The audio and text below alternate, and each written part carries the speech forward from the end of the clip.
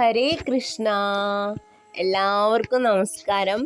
അതേ മാളൂസ് വ്ളോഗിലെ മാളു തന്നെയാണ് സംസാരിക്കുന്നത്. എന്നും വ്യത്യസ്തകരമായ ചിന്താവിഷയങ്ങളുമായിട്ടാണ് മാളൂസ് വ്ളോഗ് നിങ്ങളുടെ മുമ്പിലേക്ക് വരാറ്. തെറ്റിച്ചിട്ടില്ല. ഇന്നത്തെ വിഷയം പഞ്ചമഹായജ്ഞങ്ങളെ കുറിച്ചാണ്. സനാതന സംസ്കൃതിയുടെ നിലനിൽപ്പിന് അടിസ്ഥാനമായ ആചരണമാണ് പഞ്ചമഹായജ്ഞങ്ങൾ.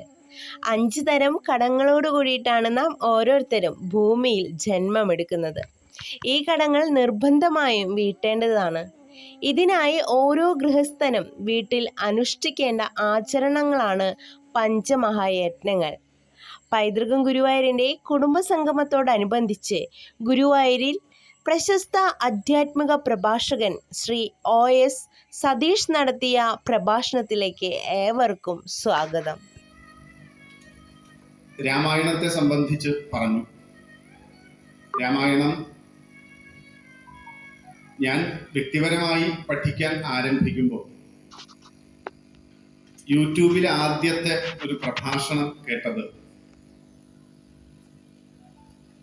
ഗുരുവായൂർ പ്രഭാകർജി എന്ന പേരിലുള്ള ഒരു ബഹുമാനപ്പെട്ട വ്യക്തിത്വത്തിൻ്റെതാണ്. അത്തരമൊരു മഹാത്മാവ്, ശ്രേഷ്ഠ വ്യക്തിത്വം അദ്ദേഹത്തെ കാണാൻ സാധിച്ചതിലുള്ള സന്തോഷം. നമ്മളെല്ലാം ജീവിക്കുന്ന നമ്മുടെ ഈ ഭാരതഭൂമി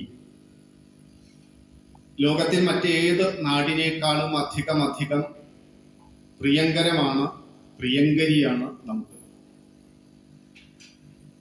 വിദ്യാഭ്യാസ കാലഘട്ടത്തിലൊക്കെ നമ്മളൊക്കെ പഠിച്ചിട്ടുണ്ട്. പ്രത്യേകിച്ചും മുഹമ്മദ് ഇക്ബാൽ എന്ന് പറയുന്ന ദേശഭക്ത കവിയുടെ സാരേ ജഹാം സെ അച്ഛ എന്ന് പറയുന്ന മനോഹരമായിട്ടുള്ള ആ ഗീതം. അതിൽ അദ്ദേഹം പറയാൻ ശ്രമിച്ചത് ലോകത്ത് ഉണ്ടായ നിരവധി സംസ്കാരങ്ങളൊക്കെ നശിച്ചു. വ്യക്തിയെ സംബന്ധിച്ച് സംസ്കാരവും ഒരു രാഷ്ട്രത്തെ സംബന്ധിച്ച് സംസ്കൃതി, ഇങ്ങനെയാണ് പറയുക. അതുകൊണ്ട് അങ്ങനെയുള്ള സംസ്കൃതികളെല്ലാം നശിച്ച് നാമാവശേഷമായിട്ടും എൻ്റെ ഭാരതം അതൊരു പൂർണ്ണ ശോഭയോടെ നിലനിൽക്കുന്നു. അതാണ് അതിൻ്റെ ഒരു ഉൾക്കാമ്പ്. പലപ്പോഴും നമ്മളും ചിന്തിച്ചിട്ടുണ്ടാവും, ഇതെന്തുകൊണ്ടാണ് മറ്റ് നാടുകളൊക്കെ നശിച്ചിട്ടും നമ്മുടെ നാട് ഭാരതം ഇത്രയേറെ ശോഭനമായ ഭാവത്തോടു കൂടി നിലനിൽക്കുന്നത് എന്ന്. നമ്മളതിന് ഉത്തരം തേടി അങ്ങനെ യാത്ര ചെയ്യുമ്പോൾ നമുക്ക് എല്ലാവർക്കും ഒരുപക്ഷെ മനസ്സിലാക്കാൻ സാധ്യതയുള്ളത് മഹത്തായ ഒരു ആശയം, ആദർശമുണ്ട് നമ്മുടെ ഭാരതത്തിൽ. മഹത്തായ ഈ ഒരു ആദർശത്തിന്റെ അസ്തിത്വത്തിന്റെ അടിത്തറയിലാണ് ഭാരതം നിലനിൽക്കുന്നത്. അതിനെ ഒരുപക്ഷെ ഒരു ശക്തമായ ഒരു ഓർഗനൈസേഷൻ ഈ ഭാരത ഭൂമിയെ നിലനിർത്തുന്നു. ഒരു വലിയ ഒരു എക്സ്റ്റാബ്ലിഷ്മെന്റ് ഉണ്ട് ഈ ഭാരതത്തെ നിലനിർത്തുന്നതിൽ മുഖ്യ പങ്ക് വഹിക്കുന്നത്. ഇതൊക്കെ ഏതാണ്? അതിന്റെ അടിത്തറ, അതിന്റെ ഉൾക്കാമ്പ്, നേരത്തെ പറഞ്ഞ ഓർഗനൈസേഷൻ. ഇതുകൊണ്ടാണ് ഭാരതം നിലനിൽക്കുന്നത്. ആ ഒന്ന് നശിച്ചാൽ പിന്നെ ഭാരതവും ഇല്ല. അപ്പോൾ ആ ഒന്ന് എന്തായിരിക്കാം? ഒരു സംശയം ആ കാര്യത്തില് ആർക്കുമില്ല. ആ ഒന്ന് എന്ന് പറയുന്നത് ഭാരതത്തെ നിലനിർത്തുന്ന, നമ്മളെയൊക്കെ ഇങ്ങനെ നിലനിർത്തുന്ന ആ ഒന്ന് കുടുംബം എന്നുള്ളതാണ്. കുടുംബം എന്ന ഈ എക്സ്റ്റാബ്ലിഷ്മെന്റിലാണ്, ഓർഗനൈസേഷനിലാണ്, അടിത്തറയിലാണ്, ഉൾക്കാമ്പിലാണ്, ചൈതന്യത്തിലാണ്, ആത്മാവിലാണ്, സ്വരൂപത്തിലാണ്, സ്വത്വഭാവത്തിലാണ് നമ്മുടെ ഈ ഭാരതഭൂമി നിലനിൽക്കുന്നത്. അതെന്ന് നശിക്കുമോ? അന്ന് ഭാരതവും നശിക്കും. ഗ്രീക്കും റോമും മെസപ്പൊട്ടേമിയൻ എന്ന് പറയുന്ന സംസ്കൃതിയൊക്കെ നശിച്ചതുപോലെ ഭാരതവും നശിക്കും. അപ്പൊ സനാതന ധർമ്മമോ? അതിനെ സംരക്ഷിക്കാൻ കഴിവുള്ള ഏതെങ്കിലും ഈ ലോകത്തിന്റെ ഒരു കോണിൽ ആ ധർമ്മം പുലരും. ആ ധർമ്മത്തിന് നാശമില്ല. പക്ഷെ അത് ഇവിടെ തന്നെ ഉണ്ടാകണമെന്ന് ഒരു സാധ്യതയുമില്ല, ഉണ്ടായിക്കൊള്ളണമെന്നുമില്ല. പക്ഷെ ഉണ്ടാകുന്നതിൻ്റെ ഒറ്റ കാരണം കുടുംബം എന്നുള്ള നമ്മുടെ ഈ ഒരു അടിത്തറയിലാണ്. ആരാണ് ഈ കുടുംബത്തിന്റെ ഈ അടിത്തറയെ ഇങ്ങനെ നിലനിർത്താൻ നമുക്ക് പ്രചോദനം നൽകിയതാരാണ്? അതുകൊണ്ട് ആ അടിത്തറയെ നിലനിർത്തിയിട്ടുള്ള ഒരു സത്യത്തെ കുറിച്ചാണ് നമ്മൾ ഇന്ന് പഞ്ചമഹായജ്ഞം എന്ന പേരിൽ ഒരു കൃത്യമായി പറഞ്ഞാൽ 1 മണിക്കൂറും കൂടി വന്നാൽ 5 മിനിറ്റും അല്ലെങ്കിൽ 6:10 എന്ന് പറയുന്ന സമയം വരെ, അതിന്റെ അപ്പുറത്തേക്ക് പോവില്ല. നമുക്ക് മനോഹരമായ ചില വാക്കുകളുണ്ട്. ചതുരാശ്രമങ്ങൾ, ചതുർവിധ പുരുഷാർത്ഥങ്ങൾ, ചാതുർവർണ്ണ്യം, ഇങ്ങനെ നമുക്ക് വ്യത്യസ്തങ്ങളായിട്ടുള്ള മനോഹരമായ വാക്കുകളാണ് നമ്മളുടെ ഈ ഒരു അടിത്തറയുടെ, ഈ ഒരു ഭാരതീയ സംസ്കൃതിയുടെ നിലനിൽപ്പിനാധാരം. അറിഞ്ഞും അറിയാതെയും ഒക്കെ പല സമയത്തും നമ്മൾ ഇത്തരം വാക്കുകൾ ഉപയോഗിക്കുന്നുമുണ്ട്. ഇതിൽ ഏറ്റവും സുന്ദരമായ ഒരു വാക്കാണ് ചതുരാശ്രമം എന്നുള്ളത്. ബ്രഹ്മചര്യത്തിന്റെ തീഷ്ണമായ അഗ്നിപഥങ്ങളിലൂടെ യാത്ര ചെയ്ത് ഈ ബ്രഹ്മചര്യത്തിൽ നിന്നുകൊണ്ട് തന്നെ ഗൃഹസ്ഥാശ്രമ ധർമ്മത്തിന്റെ ഊടും പാവും അതിന്റെ നിയമവും എല്ലാം മനസ്സിലാക്കിക്കൊണ്ട് അതിൽ ബ്രഹ്മചര്യത്തിൽ അങ്ങ് വിജയിച്ചു കഴിഞ്ഞാൽ പിന്നീട് രണ്ടാമത്തെ ആശ്രമത്തിലേക്ക് പതുക്കെ കാലെടുത്തു വയ്ക്കും. അതാണ് നമ്മൾ എല്ലാവരും പറയുന്ന ഗൃഹസ്ഥാശ്രമം.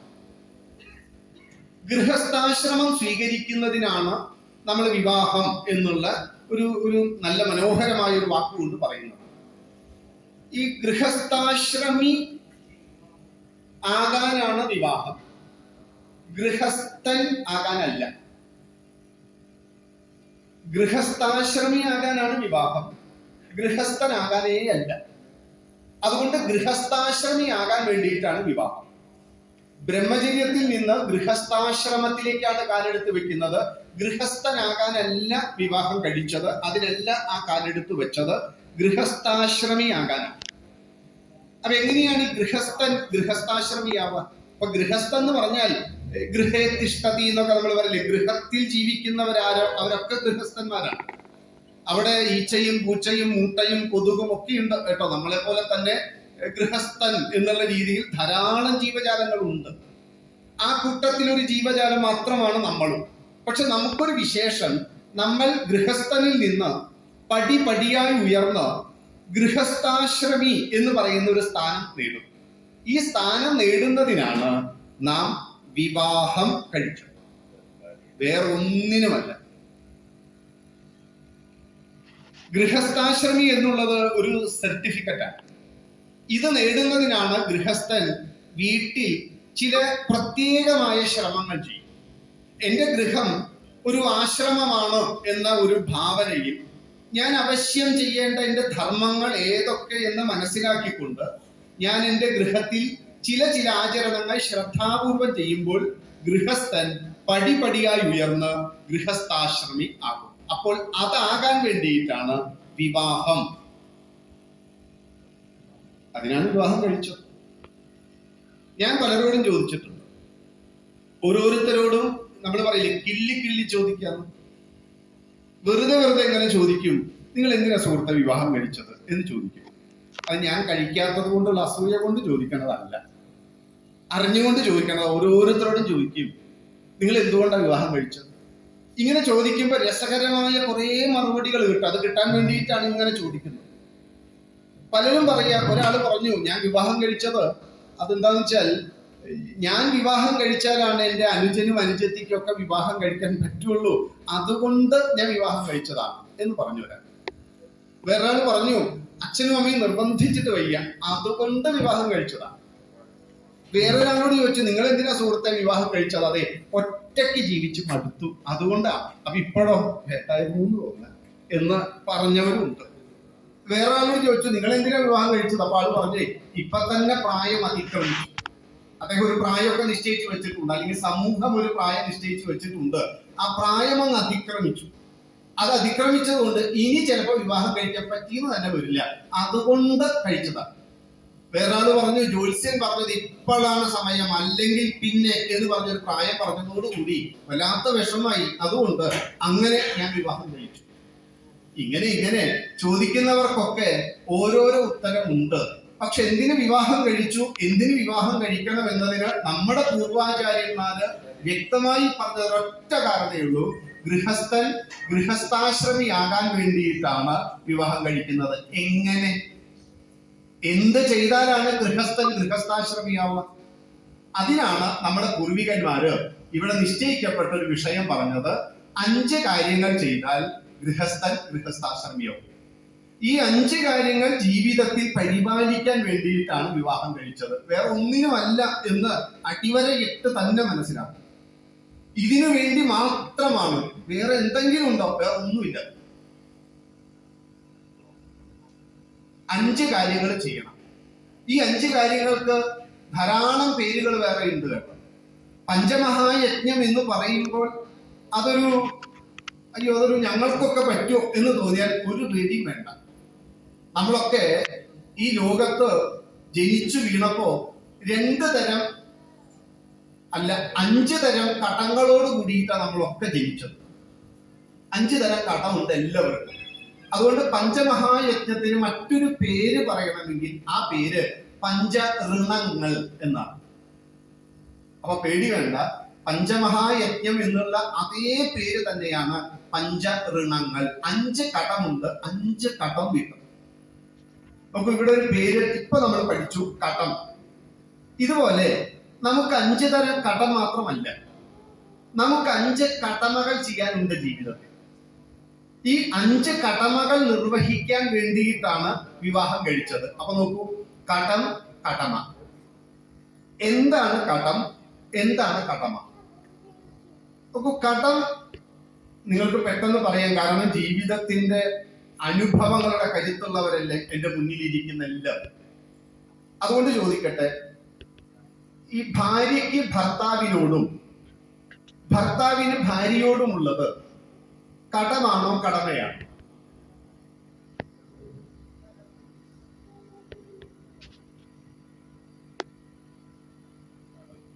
ഇപ്പോഴൊക്കെ എനിക്കൊരു സന്തോഷമാണ്. ശരി, കുട്ടികൾക്ക് അതായത് മക്കൾക്ക് അമ്മയോടും അച്ഛനോടും ഉള്ളത് കടമാണോ കടമയാണോ?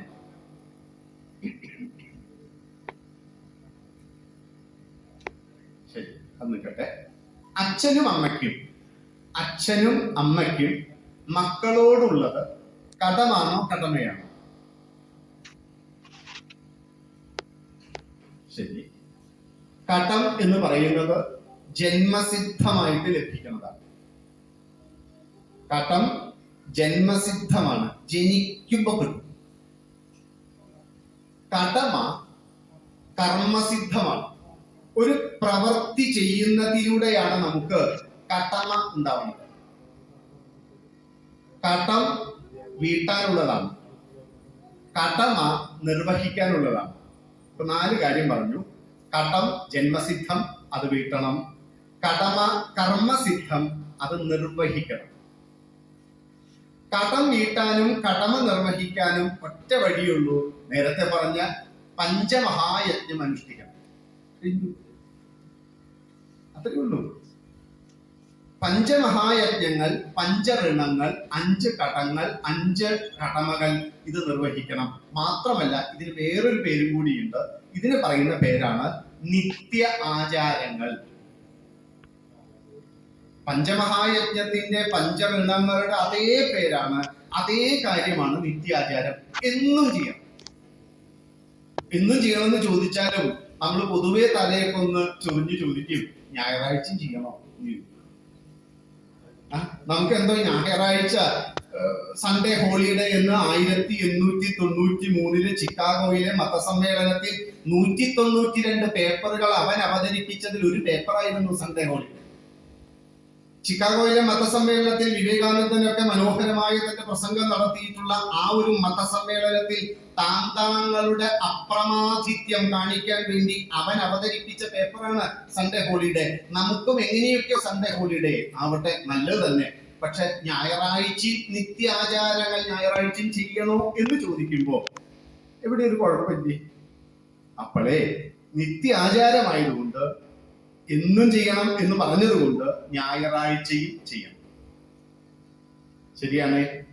പഞ്ചമഹായജ്ഞം, പഞ്ചഋണം, നിത്യാചാരം, ഇത് 3 ചെയ്യുന്നതിലൂടെ നാം നമ്മുടെ കടം വീട്ടി കടമ നിർവഹിച്ചു. ഇത്രയും സംശയിക്കാന്ന് വിചാരിക്കുന്നു.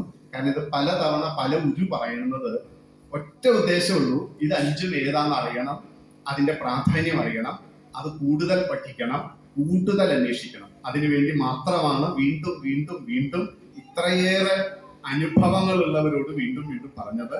ഒറ്റ ഉദ്ദേശത്തിലാണ് നമ്മുടെ മനസ്സ് ഇവിടെ തന്നെ വരണം, ഇതിൽ തന്നെ വരണം. ഇത് തന്നെയാണ് പല പല പേരിൽ പറയുന്നത് എന്ന് നമ്മൾ ഉറപ്പിക്കണം. അതുകൊണ്ട് നിത്യാചാരം, പഞ്ചമഹായജ്ഞം, പഞ്ചവിണങ്ങൾ, ഇതിൽ സംശയിക്കാതിരിക്കട്ടെ. ഇങ്ങനെ ഈ പഞ്ചമഹായജ്ഞങ്ങൾ അനുഷ്ഠിക്കാൻ വേണ്ടിയിട്ട് ഞാൻ ഗൃഹസ്ഥാശ്രമി ആയി. ഗൃഹസ്ഥാശ്രമിയായ എന്റെ മുഖ്യമായ ധർമ്മം ഈ പഞ്ചമഹായജ്ഞങ്ങളെ അനുഷ്ഠിക്കണം. ഇവിടെ ഒരു പ്രത്യേകത, ഇത് ഒറ്റയ്ക്ക് ചെയ്യാൻ സാധ്യമല്ല. ഇതിന് 2 പേര് വേണം, ഭാര്യ ഭർത്താവ്, പുരുഷൻ സ്ത്രീ. ഇവർ 2 പേരും ഒരുമിച്ച് ചേർന്നാലേ ഇത് നിർവഹിക്കാൻ സാധ്യമാകൂ. അതുകൊണ്ട് 2 പേരും ഗൃഹത്തിൽ ഒരുമിച്ച് അനുഷ്ഠിക്കേണ്ട ഈ 5 കാര്യങ്ങളെ ജീവിതത്തിൽ അനുഷ്ഠിക്കുക വഴി ഗൃഹസ്ഥാശ്രമിയാവും. ഇതിനാണ് മക്കളെ നമ്മൾ വിവാഹം കഴിക്കുന്നതെന്ന് ദയവ് ചെയ്ത് അമ്മയും അച്ഛനും മക്കളോട് ഒന്ന് പറയണം. വീട്ടിൽ വിളിച്ചിരുത്തി ഇതിനാണ് വിവാഹം കഴിക്കുന്നത്, ഇതൊക്കെയാണ് എന്ന് അവരെ പഠിപ്പിക്കണം. അതുകൊണ്ട് എന്താ ഗുണം എന്നറിയോ? ഏറ്റവും വലിയ ഗുണം റബ്ബർ പന്ത് അടിച്ചതുപോലെ വീട്ടിൽ വന്ന് നിൽക്കില്ല എന്നുള്ളതാണ് അതിന്റെ ഏറ്റവും വലിയ ഗുണം. ഏറ്റവും വലിയ ഗുണം അതാണ്. മറ്റൊരു ഗുണമുണ്ട്, നമ്മുടെ ആവലാതിയും വേവലാതിയും കുറയും. കാരണം എന്താണ് ചെയ്യേണ്ടതെന്ന ഉത്തമ ബോധ്യമുള്ള ഒരു കുട്ടിയെ സംബന്ധിച്ച് ആ കുട്ടി എന്താണ് ചെയ്യേണ്ടത് അത് ചെയ്യുമെന്ന ഉറപ്പ് നമുക്കുണ്ട്. ഇത് ഒരു ഞാണിന്മേൽ കളിയാണ്. ഈ കയ്യാലപ്പുറത്തിരിക്കുന്ന തേങ്ങ പോലെയാണ് പലപ്പോഴും. എന്താ സംഭവിക്കാന്ന് അറിയില്ല. എന്തായി ഒന്നും പറയാറായിട്ടില്ല, ഒരാഴ്ച കൂടി കഴിയട്ടെ. അതുകൊണ്ട് നമുക്ക് ഈ 5 ഭാവങ്ങളിലേക്ക് ഒന്ന് പതുക്കെ യാത്ര ചെയ്യും. ഒന്നാമത്തത്, എല്ലാവർക്കും അറിയാവുന്നത് പോലെ തന്നെ നമ്മളൊക്കെ മനുഷ്യരാണ്. നമ്മളൊക്കെ വിചാരിച്ചിരിക്കുന്നു മറ്റ് ജീവജാലങ്ങളിൽ നിന്ന് എന്തോ ഒരു വലിയ ശ്രേഷ്ഠത നമുക്കുണ്ട് എന്ന്. പക്ഷെ എല്ലാ ജീവജാലങ്ങൾക്കും ഇവിടത്തെ ആവാസ വ്യവസ്ഥയെ നിലനിർത്തുന്നതിൽ ഒരു തുല്യ പങ്കാണ്. ഒരു നായയ്ക്ക് എന്താണോ അതിന്റെ പങ്ക്, അത് കൃത്യമായി അത് നിർവഹിക്കുന്നു. ഏത് നായ? നമ്മുടെ വീട്ടില് അടച്ചിട്ട് നമ്മൾ പല പല രൂപത്തിലും ഭാവത്തിലുമുള്ള നാടൻ നായ്ക്കളെ കുറിച്ചായി പറയണത്. നമ്മളൊക്കെ വലിച്ചെറിയുന്ന കുപ്പത്തൊട്ടിയിലോ പുറത്തേക്ക് വലിച്ചെറിയുന്ന പലതരത്തിലുള്ള ബാക്ടീരിയകൾ ഈ പ്രപഞ്ചത്തിൽ മുഴുവൻ മഹാവിസ്ഫോടനം പോലെ വ്യാപിക്കാൻ കാരണമായിട്ടുള്ള ആ ഒന്നിനെ തന്റെ ശ്രവങ്ങൾ കൊണ്ട് ഇല്ലാതാക്കുകയും തന്റെ ശരീരത്തിലെ ശ്രമങ്ങൾ അതിനെ എതിരെ പ്രവർത്തിച്ച് ഈ ബാക്ടീരിയകളെ മുഴുവൻ നശിപ്പിക്കുന്ന ആ നായ എന്ന് നമ്മൾ നിസ്സാരമായി കരുതുന്ന, വീണ്ടും നായയെ മനസ്സിലാക്കണേ, നാടൻ എന്ന് പറയണം. കാരണം ഇന്ന് അങ്ങനെ പറഞ്ഞാലേ മനസ്സിലാവും. ആ നാടൻ നായയുടെ ശ്രവത്തിനുണ്ട് ബാക്ടീരിയകളെ നശിപ്പിക്കാനുള്ള കഴിവ്. അപ്പോൾ ആ നായയ്ക്കും ഇവിടത്തെ പ്രപഞ്ച രചന നടത്തുന്നതിൽ, ഈ പ്രകൃതിയെ നിലനിർത്തുന്നതിൽ, ഇവിടുത്തെ ആവാസ വ്യവസ്ഥയെ നിലനിർത്തുന്നതിൽ മുഖ്യമായ പങ്കുണ്ട്. അങ്ങനെ നോക്കിയാൽ ഞാനും നിങ്ങളും നമ്മളും അടങ്ങുന്ന ഈ മനുഷ്യ സമൂഹത്തിൻ്റെത് മാത്രമല്ല പ്രപഞ്ചം. ഓരോ ജീവജാലത്തിനും ഈ പ്രപഞ്ചത്തിന്റെ ആവാസ വ്യവസ്ഥയെ നിലനിർത്താനുള്ള പങ്കുണ്ട്. ഈ പങ്ക് മനസ്സിലാക്കിക്കൊണ്ടാണ് നമ്മൾ കുറച്ചുകൂടി വിശേഷപ്പെട്ടവരാകുന്നത് ഒരൊറ്റ കാര്യത്തിലാണ്. ആഹാര നിദ്ര ഭയമൈഥുനം ച സാമാന്യമേത്ത പശുഭിർവരാണ്. ആഹാരം, നിദ്ര, ഭയം, മൈഥുനം, അടുത്ത തലമുറയെ സൃഷ്ടിക്കുക എന്ന മൈഥുനം, ഇത് 4ഉം എല്ലാ ജീവജാലങ്ങൾക്കും ഒരുപോലെയാണ്. കൊതുക് ആഹാരം കഴിക്കുന്നു, കൊതുകിന് ഭയമുണ്ട്, കൊതുകിന് ഉറക്കമുണ്ട്, കൊതുക് അടുത്ത തലമുറയെ സൃഷ്ടിക്കുന്നു. മൂട്ട ഇതേപോലെ തന്നെ, മൂട്ടയ്ക്ക് ഉറക്കമുണ്ട്, ഭയമുണ്ട്, അടുത്ത തലമുറയെ സൃഷ്ടിക്കുന്നു. മനുഷ്യൻ, അവൻ ഉറക്കമുണ്ട്, ഭയമുണ്ട്, അവൻ അടുത്ത തലമുറയെ സൃഷ്ടിക്കുന്നു. എന്താ വ്യത്യാസമുള്ളത്? എന്താ അത്ര കേമായിട്ടുള്ളത്? നമ്മൾ ഫെയർ ആൻഡ് ലവ്ലി തയ്ക്കുന്നു, അവർ തയ്ക്കുന്നില്ല. ഒരു വ്യത്യാസമില്ലേ? വ്യത്യാസമുണ്ട്. അതാണ് മനു മനോഹരമായി പറയുന്നത് ധർമ്മബോധമാണ് മനുഷ്യന്റെ പ്രത്യേകത. അവന് വിശകലന ശേഷിയുണ്ട്.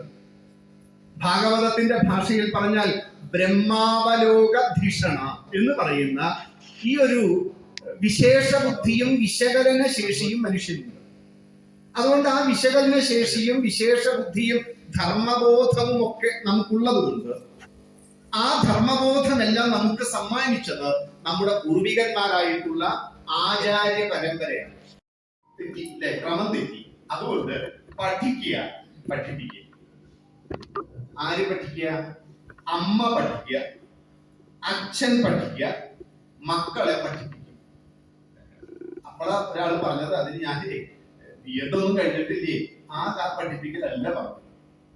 നമ്മുടെ പ്രാഥമികമായ വിദ്യാഭ്യാസ കേന്ദ്രം നമ്മുടെ ഗൃഹമാണെന്നും ആ ഗൃഹത്തിലെ വിദ്യാർത്ഥിയാണ് നമ്മുടെ മക്കളെന്നും ആ ഗൃഹമാകുന്ന മഹാവിദ്യാലയത്തിലെ അധ്യാപകരാണ്, ആചാര്യരാണ് അമ്മയും അച്ഛനും എന്നുള്ള ബോധം നമുക്കുള്ള കാലത്തോളം നമുക്കറിയാം എന്ത് പഠിക്കണം, എന്ത് പഠിപ്പിക്കണമെന്ന്.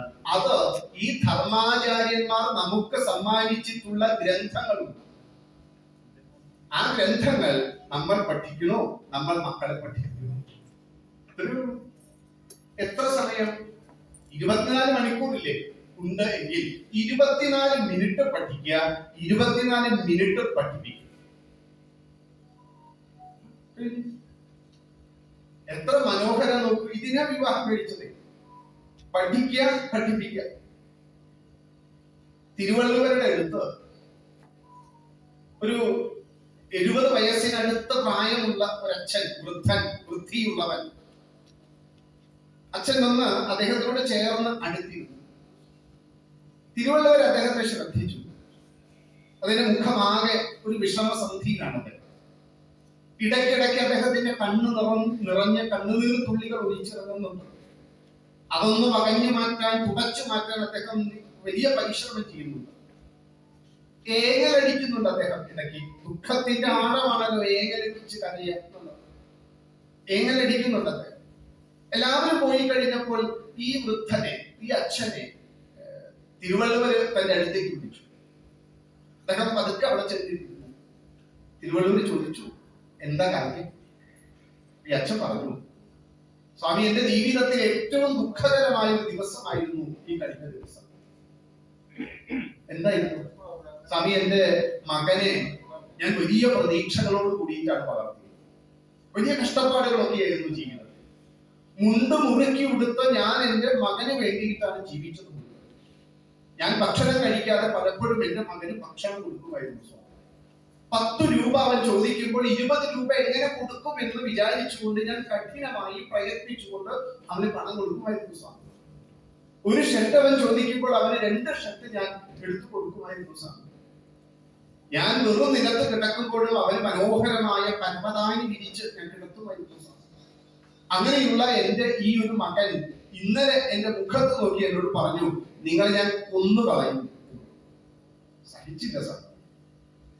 എന്റെ ഒരു പുരുഷായുസ് മുഴുവൻ ഏതൊരാൾക്ക് വേണ്ടിയിട്ടാണോ ഞാൻ തപം ചെയ്തത്, ആ വ്യക്തി എന്റെ മുഖത്ത് നോക്കി എന്നെ കൊന്നു കളയുമെന്ന് പറഞ്ഞപ്പോ ഞാൻ എന്റെ ജീവിതത്തിൽ എല്ലാം കൊടുത്തു എന്ന് പറഞ്ഞ ഈ അച്ഛൻ എന്ന് കരയാണ്. അപ്പൊ തിരുവനന്തപുരം പറഞ്ഞു, അതെ, നിങ്ങൾ എല്ലാം കൊടുത്തു എന്ന് പറയുമ്പോൾ നിങ്ങൾ എന്താണോ കൊടുക്കേണ്ടിയിരുന്നത് അത് കൊടുത്തില്ലല്ലോ. ഇപ്പൊ ഈ പറഞ്ഞത് നിങ്ങൾക്കൊരു മുഖ്യ ധർമ്മം ഉണ്ടായിരുന്നല്ലോ. ആ മുഖ്യ ധർമ്മം നിങ്ങൾ ചെയ്തതായി ഇപ്പോൾ പറഞ്ഞ ഒരു കാര്യത്തിൽ ഞാൻ കണ്ടില്ലല്ലോ. ഒരച്ഛൻ ഒരു മകന് കൊടുക്കേണ്ട മുഖ്യമായ ധർമ്മം അത് സംസ്കാരം എന്നുള്ള ഒന്നിന്റെ പകർത്തലായിരുന്നു, പഠിപ്പിക്കലല്ലോ. അത് പഠിപ്പിക്കാൻ സാധ്യതയുണ്ട്. നിങ്ങൾ ഈ സംസ്കൃതിയെ, ഈ സംസ്കാരത്തെ, മൂല്യങ്ങളെ, ഏത് മൂല്യം മാറുന്ന കാലത്തിലും മാറാത്ത ചില ശാശ്വത മൂല്യങ്ങളുണ്ട്. കാലം മാറുമ്പോഴും മാറാത്ത ചില ശാശ്വത മൂല്യങ്ങളുണ്ട്. ഈ ശാശ്വത മൂല്യങ്ങളാണ് ഒരു തലമുറ അടുത്ത തലമുറയ്ക്ക് കൊടുക്കേണ്ടത്. എങ്ങനെയാണ് നമ്മുടെ പൈതൃക സമ്പത്ത് നമ്മൾ കൈകാര്യം ചെയ്യുന്നത്, നമ്മുടെ തലമുറയ്ക്ക് കൊടുക്കുന്നത് പോലെ ഈ ശാശ്വത മൂല്യങ്ങളെയും കൈമാറും. അങ്ങനെ നിങ്ങൾ ഒന്നും കുട്ടിയെ പഠിപ്പിച്ചിട്ടില്ലല്ലോ. ഇല്ല. അപ്പോൾ ഇത്ര കാലം അവൻ നിങ്ങളുടെ മുഖത്ത് നോക്കി പറയാതെ കാത്തിരുന്ന് ഇന്നലെയല്ലേ പറഞ്ഞുള്ളൂ. അതെ, അത്രയും കാലം നിങ്ങൾക്ക് സുഖമായിട്ട് ജീവിക്കാൻ പറ്റിയില്ലേ എന്ന് മാത്രം വിചാരിച്ചാൽ മതി എന്ന് തിരുവള്ളുവർ പറയുന്നുണ്ട്. നോക്കൂ, എന്താ ശരിക്കും നമ്മൾ മക്കൾക്ക് കൊടുക്കേണ്ടത്? ഒരു സംശയവുമില്ല, ധർമ്മബോധം, നല്ല നല്ല ശാശ്വത മൂല്യങ്ങൾ കുട്ടികൾ ജീവിതത്തിൽ പരിപാലിക്കുന്നുണ്ടോ എന്ന് സൂക്ഷ്മമായി, രാമായണത്തിൽ ഹനുമാനെ സൂക്ഷ്മനയനൻ എന്ന് പറയുന്നുണ്ട്. വളരെ സൂക്ഷ്മമായി നമ്മൾ കുട്ടികളെ വിലയിരുത്തുന്നുണ്ടോ, നോക്കുന്നുണ്ടോ? ഏതാ ശാശ്വത മൂല്യങ്ങള്? തൈത്തീരിയം പറയും, സത്യം വദ, ധർമ്മം ചര, സ്വാധ്യായാത്മാ പ്രമദ, മാതൃദേവോ ഭവ, പിതൃദേവോ ഭവ, ആചാര്യദേവോ ഭവ എന്ന് തൈത്തീരിയോപനിഷത്തിൽ തന്റെ ശിഷ്യനെ പഠനം കഴിഞ്ഞു പോകുന്ന സമയത്ത് ഗുരു അടുത്ത് വിളിച്ച് പറഞ്ഞു കൊടുക്കുന്ന ഈ സമാവർത്തന മന്ത്രം പോലെ നമ്മൾ ഈ ശാശ്വത മൂല്യങ്ങളെ ഏതെങ്കിലും ഒന്നിട്ടോ, സത്യം വധ, പലപ്പോഴും നമ്മൾ പഠിപ്പിക്കുന്നത് സത്യം വധ എന്നാണ്. സത്യം വധ, സത്യം പറയൂ, സത്യം പറയൂ എന്ന് നമ്മൾ പഠിപ്പിക്കേണ്ട. നമ്മുടെ ജീവിതത്തിലൂടെ നമ്മൾ ഈ മൂല്യം അവരറിയാതെ അവരിലേക്ക് പകർന്ന് കൊടുക്കുന്നുണ്ടോ? കൊടുക്കേണ്ടതല്ലേ? ആണ് എന്ന കാര്യത്തിൽ ആർക്കും സംശയമില്ല. ചെയ്യുന്നുണ്ടോ? ഇല്ലെങ്കിൽ പഞ്ചമഹായജ്ഞത്തിൽ ഒന്നാമത്തെ ഈ ബ്രഹ്മയജ്ഞം ധാർമ്മിക പഠനമാണ്, ധർമ്മശാസ്ത്ര പഠനമാണ്. ധാർമ്മിക ബോധം കുട്ടികൾക്ക് ഉണ്ടാകണമെങ്കിൽ ഈ ധർമ്മശാസ്ത്രങ്ങൾ നമ്മൾ പഠിപ്പിക്കണം. അതുകൊണ്ട് വിവേകാനന്ദ സ്വാമി ഒരിക്കൽ പറഞ്ഞത്, എന്റെ ഭാരത ഭൂമിയുടെ രോഗം എനിക്ക് മനസ്സിലായി, ആ രോഗത്തിന് ഒരൊറ്റ ചികിത്സയുള്ളൂ. എന്നാണ് നമ്മളുടെ ഗ്രാമാന്തരങ്ങളിൽ നമ്മുടെ ധർമ്മശാസ്ത്ര ഗ്രന്ഥങ്ങൾ കൊണ്ട് നമ്മൾ വെള്ളപ്പൊക്കം സൃഷ്ടിക്കുന്നത്, അന്ന് തീരും നമ്മുടെ രോഗം. ഇപ്പൊ ധർമ്മശാസ്ത്രം പഠിക്കുക, ധാർമ്മിക ബോധം ഉണ്ടാക്കുക, ഇത്തരം ഗ്രന്ഥങ്ങളെ കുട്ടികളെ പഠിപ്പിക്കുക. അവർ ഈ ശാശ്വത മൂല്യങ്ങളെ സംരക്ഷിക്കുന്നവരാവാം. ശാശ്വത മൂല്യങ്ങൾ സംരക്ഷിക്കുക എന്നതാണ് ഓരോ കുട്ടിയുടെയും പ്രത്യേകതയായിട്ട് നമ്മൾ കാണേണ്ടത്. അല്ലാതെ അവരുടെ സ്കില്ലുകൾ നോക്കരുത്. വയലിൻ, അവർക്ക് അറിയാവുന്ന ഇൻസ്ട്രുമെന്റ്സ്, അവർക്ക് വലിയ പ്രസംഗമൊക്കെ നടത്തുകയായിരിക്കും, വലിയ തരത്തിലുള്ള നൃത്തകലകൾ, ഭരതനാട്യവും കുച്ചിപ്പുടിയും ശീലകതുള്ളലും പറയത്തുള്ളലും മോഹിനിയാട്ടവും ഒക്കെ അവർക്ക് അറിയാമായിരിക്കും. അതൊക്കെ സ്കില്ലാണ്. സ്കിൽ സ്കിൽ സ്കിൽ ഇതൊന്നും വാല്യൂസ് അല്ലല്ലോ. കുട്ടികൾക്ക് എത്ര കണ്ട് മൂല്യങ്ങളുണ്ട്. ഇത് നാം ശ്രദ്ധിച്ചാൽ അതിനുള്ള ഒരേ ഒരു വഴി ഈ ഒരു ധർമ്മശാസ്ത്ര ഗ്രന്ഥങ്ങൾ പഠിപ്പിക്കുക. അതുവഴി കുട്ടികൾക്ക് ധാർമ്മിക ബോധം ഉണ്ടാക്കുക. അപ്പൊ ഏതൊക്കെയാ ധർമ്മശാസ്ത്ര ഗ്രന്ഥങ്ങൾ? നമ്മുടെ വൈദിക പാരമ്പര്യം തൊട്ട് ആരംഭിച്ചാൽ വേദം എന്നുള്ള നമ്മുടെ അടിസ്ഥാന ഒരു ഭാവത്തെ, അതിനെ അങ്ങ് പല പല വാക്കുകളെ പഠിപ്പിക്കാൻ പല രീതിയിൽ പല പല ഗ്രന്ഥങ്ങൾ നമുക്കുണ്ട്. ധർമ്മം എന്നുള്ള ഒരൊറ്റ വാക്കിനെ പഠിപ്പിക്കാൻ ശ്രീരാമചന്ദ്രന്റെ കഥ പറഞ്ഞു തന്നു. അതുകൊണ്ട് രാമായണം നമുക്ക് പഠിക്കാനുണ്ട്. നമ്മുടെ സാഹിത്യ തറവാട്ടില സീമന്തപുത്രിയെ നമുക്ക് സ്വീകരിക്കാനുണ്ട്. ചതുർവിധ പുരുഷാർത്ഥങ്ങളിൽ ധർമാർത്ഥ കാമമോക്ഷങ്ങളെ, ധർമ്മത്തെ പ്രായോഗികമായി കൊണ്ടു നടക്കുകയും ആ ധർമ്മത്തിൽ ചവിട്ടി നിന്നുകൊണ്ട് എത്രത്തോളം ധനം സമ്പാദിക്കാൻ സാധിക്കും അത്രയും ഉണ്ടാക്കണം. കുട്ടികൾ പണം ഉണ്ടാക്കണമെങ്കിലും ഇതൊക്കെ ഒന്ന് പഠിക്കട്ടെ.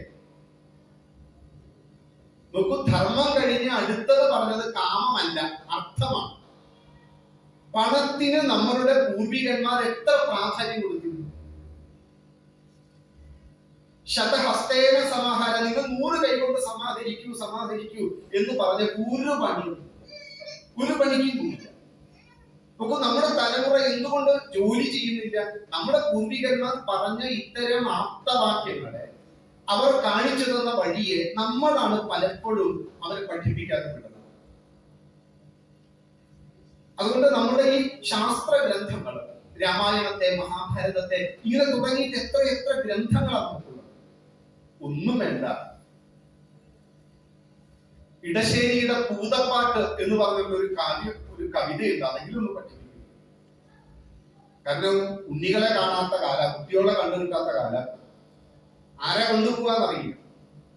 ഭൂതം പണ്ട് കൊണ്ടുപോയെങ്കിൽ പല രൂപത്തിൽ, ഭാവത്തിൽ, പല രൂപത്തിൽ പലരും ഉണ്ട് ഇന്ന് കുട്ടികളെ കൊണ്ടുപോകാൻ. അങ്ങനെ അമ്മ അന്വേഷിച്ചിറങ്ങണം. അമ്മ അന്വേഷിച്ചിറങ്ങുമ്പോൾ പല പ്രലോഭനങ്ങൾ കിട്ടും. മെയിലുകളൊക്കെ വരും, പലതും തരാം എന്ന് പറഞ്ഞ സ്ഥാനമാനങ്ങൾ. അവസാനം തീയായി പല പല രൂപത്തിൽ ഭാവത്തിൽ അമ്മയെ ഭയപ്പെടുത്തുന്ന ഭൂതത്തിന്റെ മുന്നിൽ പെറ്റ വയറിനെ വഞ്ചിക്കാൻ ശ്രമിച്ച ഹേ ഭൂതമേ എന്ന് പറഞ്ഞ് ഒരമ്മ തന്റെ സംഹാര രൂപം പുറത്തെടുക്കുമ്പോൾ അങ്ങനെയാണ് ഭൂതപ്പാട്ട് എത്ര കാലം മുമ്പ് എഴുതിയതാ, ഇന്നത്തെ കാലത്ത് പ്രസക്തമാണ്. അതുകൊണ്ട് ഭൂതപ്പാട്ട് ഒന്ന് പഠിപ്പിച്ചു. എന്തൊക്കെ പഠിപ്പിക്കാനുണ്ട്. അതുകൊണ്ട് നമ്മളാണ് കണ്ടെത്തേണ്ടത് ഏതാണ് നമ്മുടെ മക്കളുടെ അഭിരുചിക്കനുസരിച്ചുള്ളത്, ഏതാണ് നമ്മുടെ മക്കൾക്ക് അവരുടെ എല്ലാവർക്കും ഒരു വാസനയുണ്ടല്ലോ. ഈ വാസന നല്ലതല്ല എങ്കിൽ നല്ല നല്ല സംസ്കൃതി ഉണ്ടാക്കാൻ പറ്റിയ ഗ്രന്ഥങ്ങൾ ഏതാ എന്ന് നമ്മളൊന്ന് അന്വേഷിച്ച് നമ്മളൊന്ന് പഠിച്ച് മക്കളെ പഠിപ്പിക്കുക. അതുകൊണ്ട് രാമായണം പഠിപ്പിക്കുക, സീതാമാതാവിനെ ഒന്ന് പഠിപ്പിക്കുക. കരുത്താന്നറിയോ. ഹനുമാൻ സുന്ദരകാന്ഡത്തിൽ സീതാദേവിയെ കണ്ടെത്തിയതിന് ശേഷം തിരിച്ച് തന്റെ കൂട്ടുകാരുടെ സമീപം വന്നു നിന്നുകൊണ്ട് സീതാദേവിയെ കുറിച്ച് പറയുന്ന വാക്കുണ്ട്. അതുവരെ കേട്ടിട്ടുള്ളൂ ഹനുമാൻ സീതയെ കുറിച്ച്. എന്നിട്ട് ഹനുമാൻ പറയുന്നത് സീതാമാതാവിന്റെ തപസ്സുണ്ടല്ലോ, അഗ്നിജ്വാല പോലെ തിളങ്ങുന്ന ആ ഒരു ദേവി, ആ ദേവിയുടെ കരത്തിൽ അഗ്നിദേവൻ സ്പർശിച്ചാൽ അഗ്നിദേവൻ പോലും ചാമ്പലായി പോവും. അത്ര തപസ്സാണ് എന്റെ ദേവിക്കുള്ളത്. പക്ഷെ ആ ദേവിയെ തൊട്ടിട്ടും രാവണൻ എന്തുകൊണ്ട് ജീവിക്കുന്നു എന്ന് നിങ്ങൾ മനസ്സിലാക്കണമെന്ന് പറഞ്ഞ് ഹനുമാൻ പഠിപ്പിക്കുന്നുണ്ട്. രാവണന്റെ തപസ് അത്യുജ്വലമാണ്, അതുകൊണ്ട് മാത്രമാണ് അയാൾ ജീവിച്ചിരിക്കുന്നത്. മറ്റൊരാളാണ് എന്റെ ദേവിയെ തൊട്ടതെങ്കിൽ ആ അഗ്നിജ്വാലയിൽ വെന്തുരുകി പോകുമായിരുന്നു. അത്രയും തപസ്സുള്ള, അത്രയേറെ ശക്തിയുള്ള ഒരാളാണ് സീതാദേവി. പക്ഷെ നമ്മുടെ സീതാദേവിയോ കുമാരനാശാന്റെ ചിന്താവിഷ്ടയായ സീതയെ വായിച്ച് മക്കൾക്ക് സീതാന്ന് പേരിട്ട ദുഃഖപുത്രിയാവുമെന്ന് പറഞ്ഞ് ഒരു 60 കൊല്ലത്തിന് ശേഷം ഇങ്ങോട്ട് പിന്നെ സീത ഉണ്ടായിട്ടില്ല. ഉണ്ടോ? അപ്പൊ സീത ഇല്ല, സീത ഇല്ല. എന്താ സീതാന്ന് പേരിട്ട കുഴപ്പം? അയ്യോ ദുഃഖപുത്രിയാവും എന്നൊക്കെ എന്തൊക്കെ പേരുകൾ, എത്ര നല്ല പേരാ. എന്നിട്ട് വലിയ സുഖമുണ്ടോ അല്ലെ? ഇപ്പൊ സുഖല്ലേ എല്ലാവർക്കും? സീതല്ലേ എന്നിട്ട് സുഖം ഉണ്ടോ? മനസ്സിലായത്? അതുകൊണ്ടൊന്നും അല്ല സുഖം ഉണ്ടാവുന്നത് എന്ന് മനസ്സിലാവുന്നു. അതുകൊണ്ട് സീതമാർ പുനർജനിക്കട്ടെ. നമ്മുടെ ഗ്രന്ഥങ്ങളിൽ ശ്വാസം മുട്ടി ജീവിക്കരുത്. ലക്ഷ്മണൻ പുനർജനിക്കട്ടെ, സുമിത്രാ മാതാവ് പുനർജനിക്കട്ടെ. എന്തിന് ഹനുമാൻ എന്ന് പറയുന്ന ഈ ഒരു സൂക്ഷ്മനയനൻ അവിജ്ഞാനത്തിന്റെ എല്ലാ പട്ടവുകളും കയറിയിട്ടുള്ള ഹനുമാൻ ഒന്ന് പുനർജനിക്കട്ടെ. ഇങ്ങനെ നമ്മളുടെ ഈ ബ്രഹ്മ യജ്ഞം, ഈ ഋണം, അത് നമ്മളൊന്ന് നല്ലപോലെ പഠിക്കാൻ ആരംഭിക്കുക.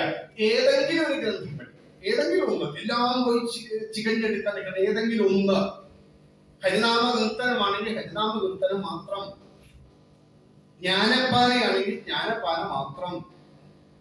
കാരണം എല്ലാ ഗ്രന്ഥത്തിലും ഉണ്ട് വർത്തമാന കാലത്തിലെ സർവ്വവിധത്തിലുള്ള പ്രശ്നങ്ങൾക്കുള്ള പരിഹാരം ഗ്രന്ഥത്തിലുണ്ട്. പക്ഷെ ഗ്രന്ഥം നമ്മൾ കുട്ടികളോട് ചോദിക്കാറില്ല, അവ എപ്പോഴും വായിക്കുക, എപ്പോഴും വായിക്കുക. അപ്പൊ അവരോട് ചോദിക്കുന്നത് എപ്പോഴെങ്കിലും അവ പഠിക്കണ്ടോ എന്നും കൂടി ചോദിക്കണേ. ഈ എപ്പോഴും വായിക്കലല്ല, പഠിക്കുക എന്നുള്ളതാണ്. എത്ര സമയം പഠിക്കുന്നു എന്നുള്ളതാണ്, എത്ര സമയം വായിച്ചു എന്നുള്ളതൊന്നും അവിടെ പ്രശ്നമല്ല. അതുകൊണ്ട് പഠിക്കുക, മക്കളെ പഠിപ്പിക്കുക. അങ്ങനെ ഒന്നാമത്തെ കടമ, ഒന്നാമത്തെ ഈ നിത്യാചാരങ്ങളിൽ ഏറ്റവും പ്രധാനപ്പെട്ടത് നമ്മൾ വീടുകളിൽ ആചരിക്കുക എന്നതാണ് ഒന്നാമത്. രണ്ടാമത്തത് പിതൃയജ്ഞം. ഈ പിതൃയജ്ഞത്തെ പറ്റി പറഞ്ഞപ്പോഴാണ് നേരത്തെ നമ്മളൊക്കെ അറിയാതെയെങ്കിലും നമ്മുടെ ഉള്ളിൽ ഒരു നന്മയുള്ളത് കൊണ്ടാണ് നമ്മൾ അറിയാതെ കണ്ണുനീർ തുള്ളികൾ ഉരുണ്ടു കൂടുന്നത്. അതിന് രണ്ട് പേരുടെ സ്മരണ മതി. അത് അമ്മ, അച്ഛൻ. സംശയില്ല. അതുകൊണ്ട് രണ്ടാമത്തെ നമ്മുടെ കടമ എന്ന് പറയുന്നത് പിതൃയജ്ഞമാണ്. 3 തരത്തിലാണ് പിതൃയജ്ഞം ചെയ്യുന്നത്.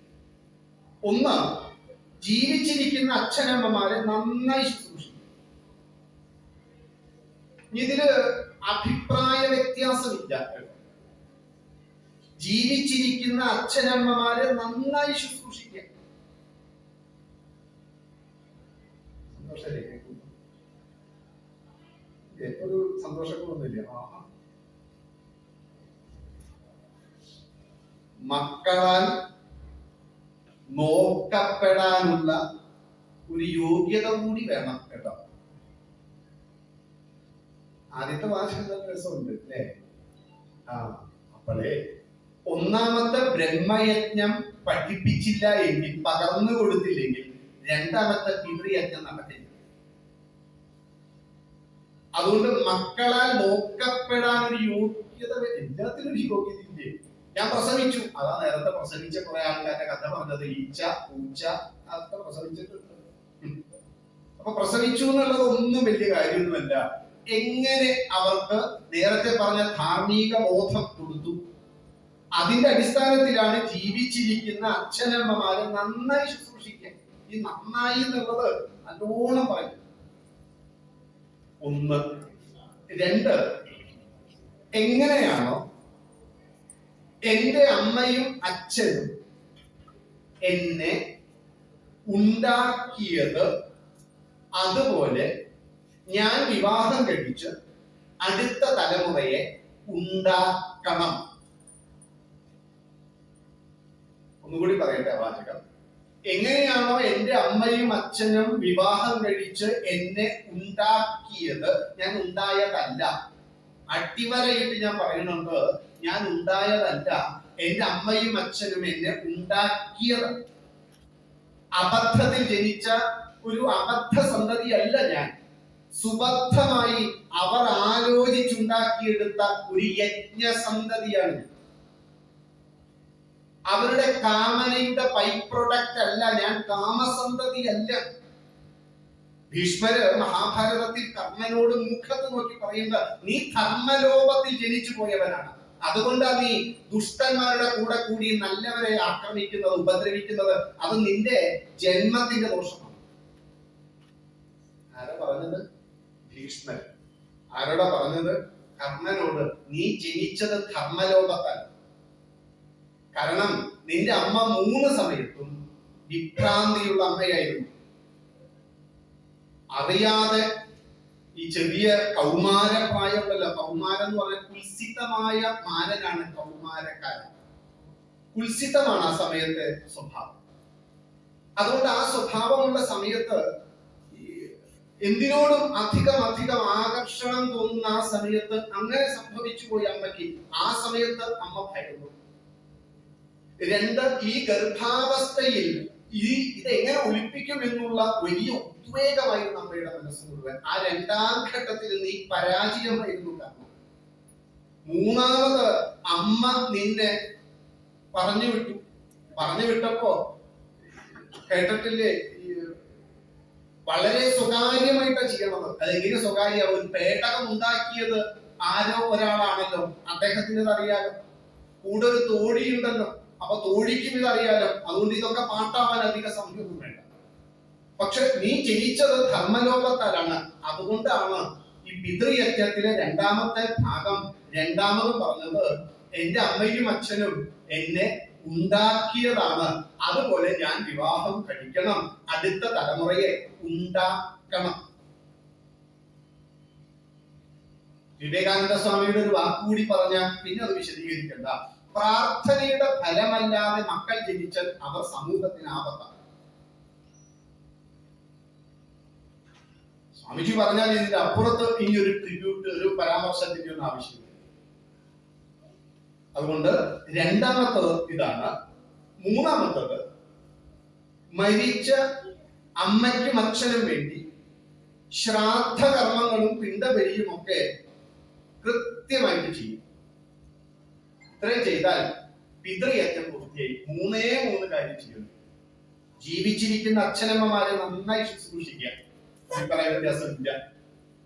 2, എങ്ങനെയാണ് എന്റെ അമ്മയും അച്ഛനും എന്നെ ഉണ്ടാക്കിയത്, അതുപോലെ ഞാൻ എന്റെ അടുത്ത തലമുറ, ഞാൻ വിവാഹം കഴിച്ച അടുത്ത തലമുറ ഉണ്ടാക്കണം. ഷോഡശ കർമ്മങ്ങളിൽ, നൈമിത്തിക കർമ്മങ്ങളിൽ പെടും ഷോഡശം. നിത്യകർമ്മമല്ല, നൈമിത്തികമാണ്. നിമിത്തം വന്നാൽ മാത്രമേ ചെയ്യുള്ളൂ. അതാണ് ഈ നൈമിത്തിക കർമ്മങ്ങൾ എന്ന് പറയുന്ന 16 എണ്ണം ഷോഡശ കർമ്മങ്ങളിൽ ഓരോന്നും നിമിത്തം വരുമ്പോൾ ചെയ്യേണ്ടതാണ്. ഒരു കുട്ടി ജനിച്ചാൽ 11ാം ദിവസം നാമകരണം അല്ലെ? 11 ദിവസം അല്ലെ? ജാതകർമ്മം. 6 മാസം ആകുമ്പോൾ അന്നപ്രാശനം. 6 തന്നെ ആയിക്കോട്ടെ കേട്ടോ, അത് സംശയം വേണ്ട. കുട്ടികളുടെ ദഹനേന്ദ്രിയങ്ങൾ പ്രവർത്തനക്ഷമമാകാൻ അത്രയും സമയമെടുക്കും. അതിനു മുമ്പ് 3-ാം മാസം ആയിട്ടുള്ളൂ. ഞങ്ങൾക്ക് ഗൾഫിലൊക്കെ കൊണ്ടതാണ്. നിങ്ങൾ കൊടുത്തോ? കിട്ടി പോയോ പോയി. ഒരു ഞാനിപ്പോ കഴിഞ്ഞില്ലേ. കാരണം കുട്ടികളുടെ ദഹനേന്ദ്രിയങ്ങൾ പ്രവർത്തനക്ഷമമായി നാം കൊടുക്കുന്ന ആഹാരം അവർക്ക് ദഹിക്കണമെങ്കിൽ അതിനൊരു സിസ്റ്റം ഇല്ലേ. ഇങ്ങനെ നിമിത്തം വരുമ്പോൾ നന്നായി ചെയ്യാം. അച്ഛനും അമ്മയും മരിച്ചാൽ പിണ്ടബലി, ശ്രാദ്ധ കർമ്മങ്ങളൊക്കെ ഭംഗിയായിട്ട് ചെയ്യാം. അപ്പോഴൊരാൾ പറഞ്ഞു എനിക്ക് നാളെ തന്നെ അത് ചെയ്യണമെന്നുണ്ടെന്ന് പറഞ്ഞ് ജീവിച്ചിരിക്കുന്നവർ അപ്പം തന്നെ പിടിച്ച് കുഴിച്ചിടേണ്ട ആവശ്യമില്ലല്ലോ. ഒരു നിമിത്തം വരട്ടെ സുഹൃത്തെ, എന്നിട്ട് ചെയ്യാം. അങ്ങനെ നിമിത്തം വരുമ്പോൾ ചെയ്യേണ്ടത് നൈമിത്തികം. ഷോഡശ കർമ്മങ്ങൾ നൈമിത്തികമാണ്. നോക്കൂ, ഈ നൈമിത്തികത്തിൽ ഒന്നാമത്തെ ഏതാ? ഗർഭ ആദാനമാണ്. ഇവിടെ ഗർഭപ്രധാനം എന്നാണോ പറഞ്ഞത്? അല്ല, ആൺകുട്ടി ഗർഭത്തെ കൊടുക്കുകയല്ല, പെൺകുട്ടി ഗർഭത്തെ സ്വീകരിക്കുക.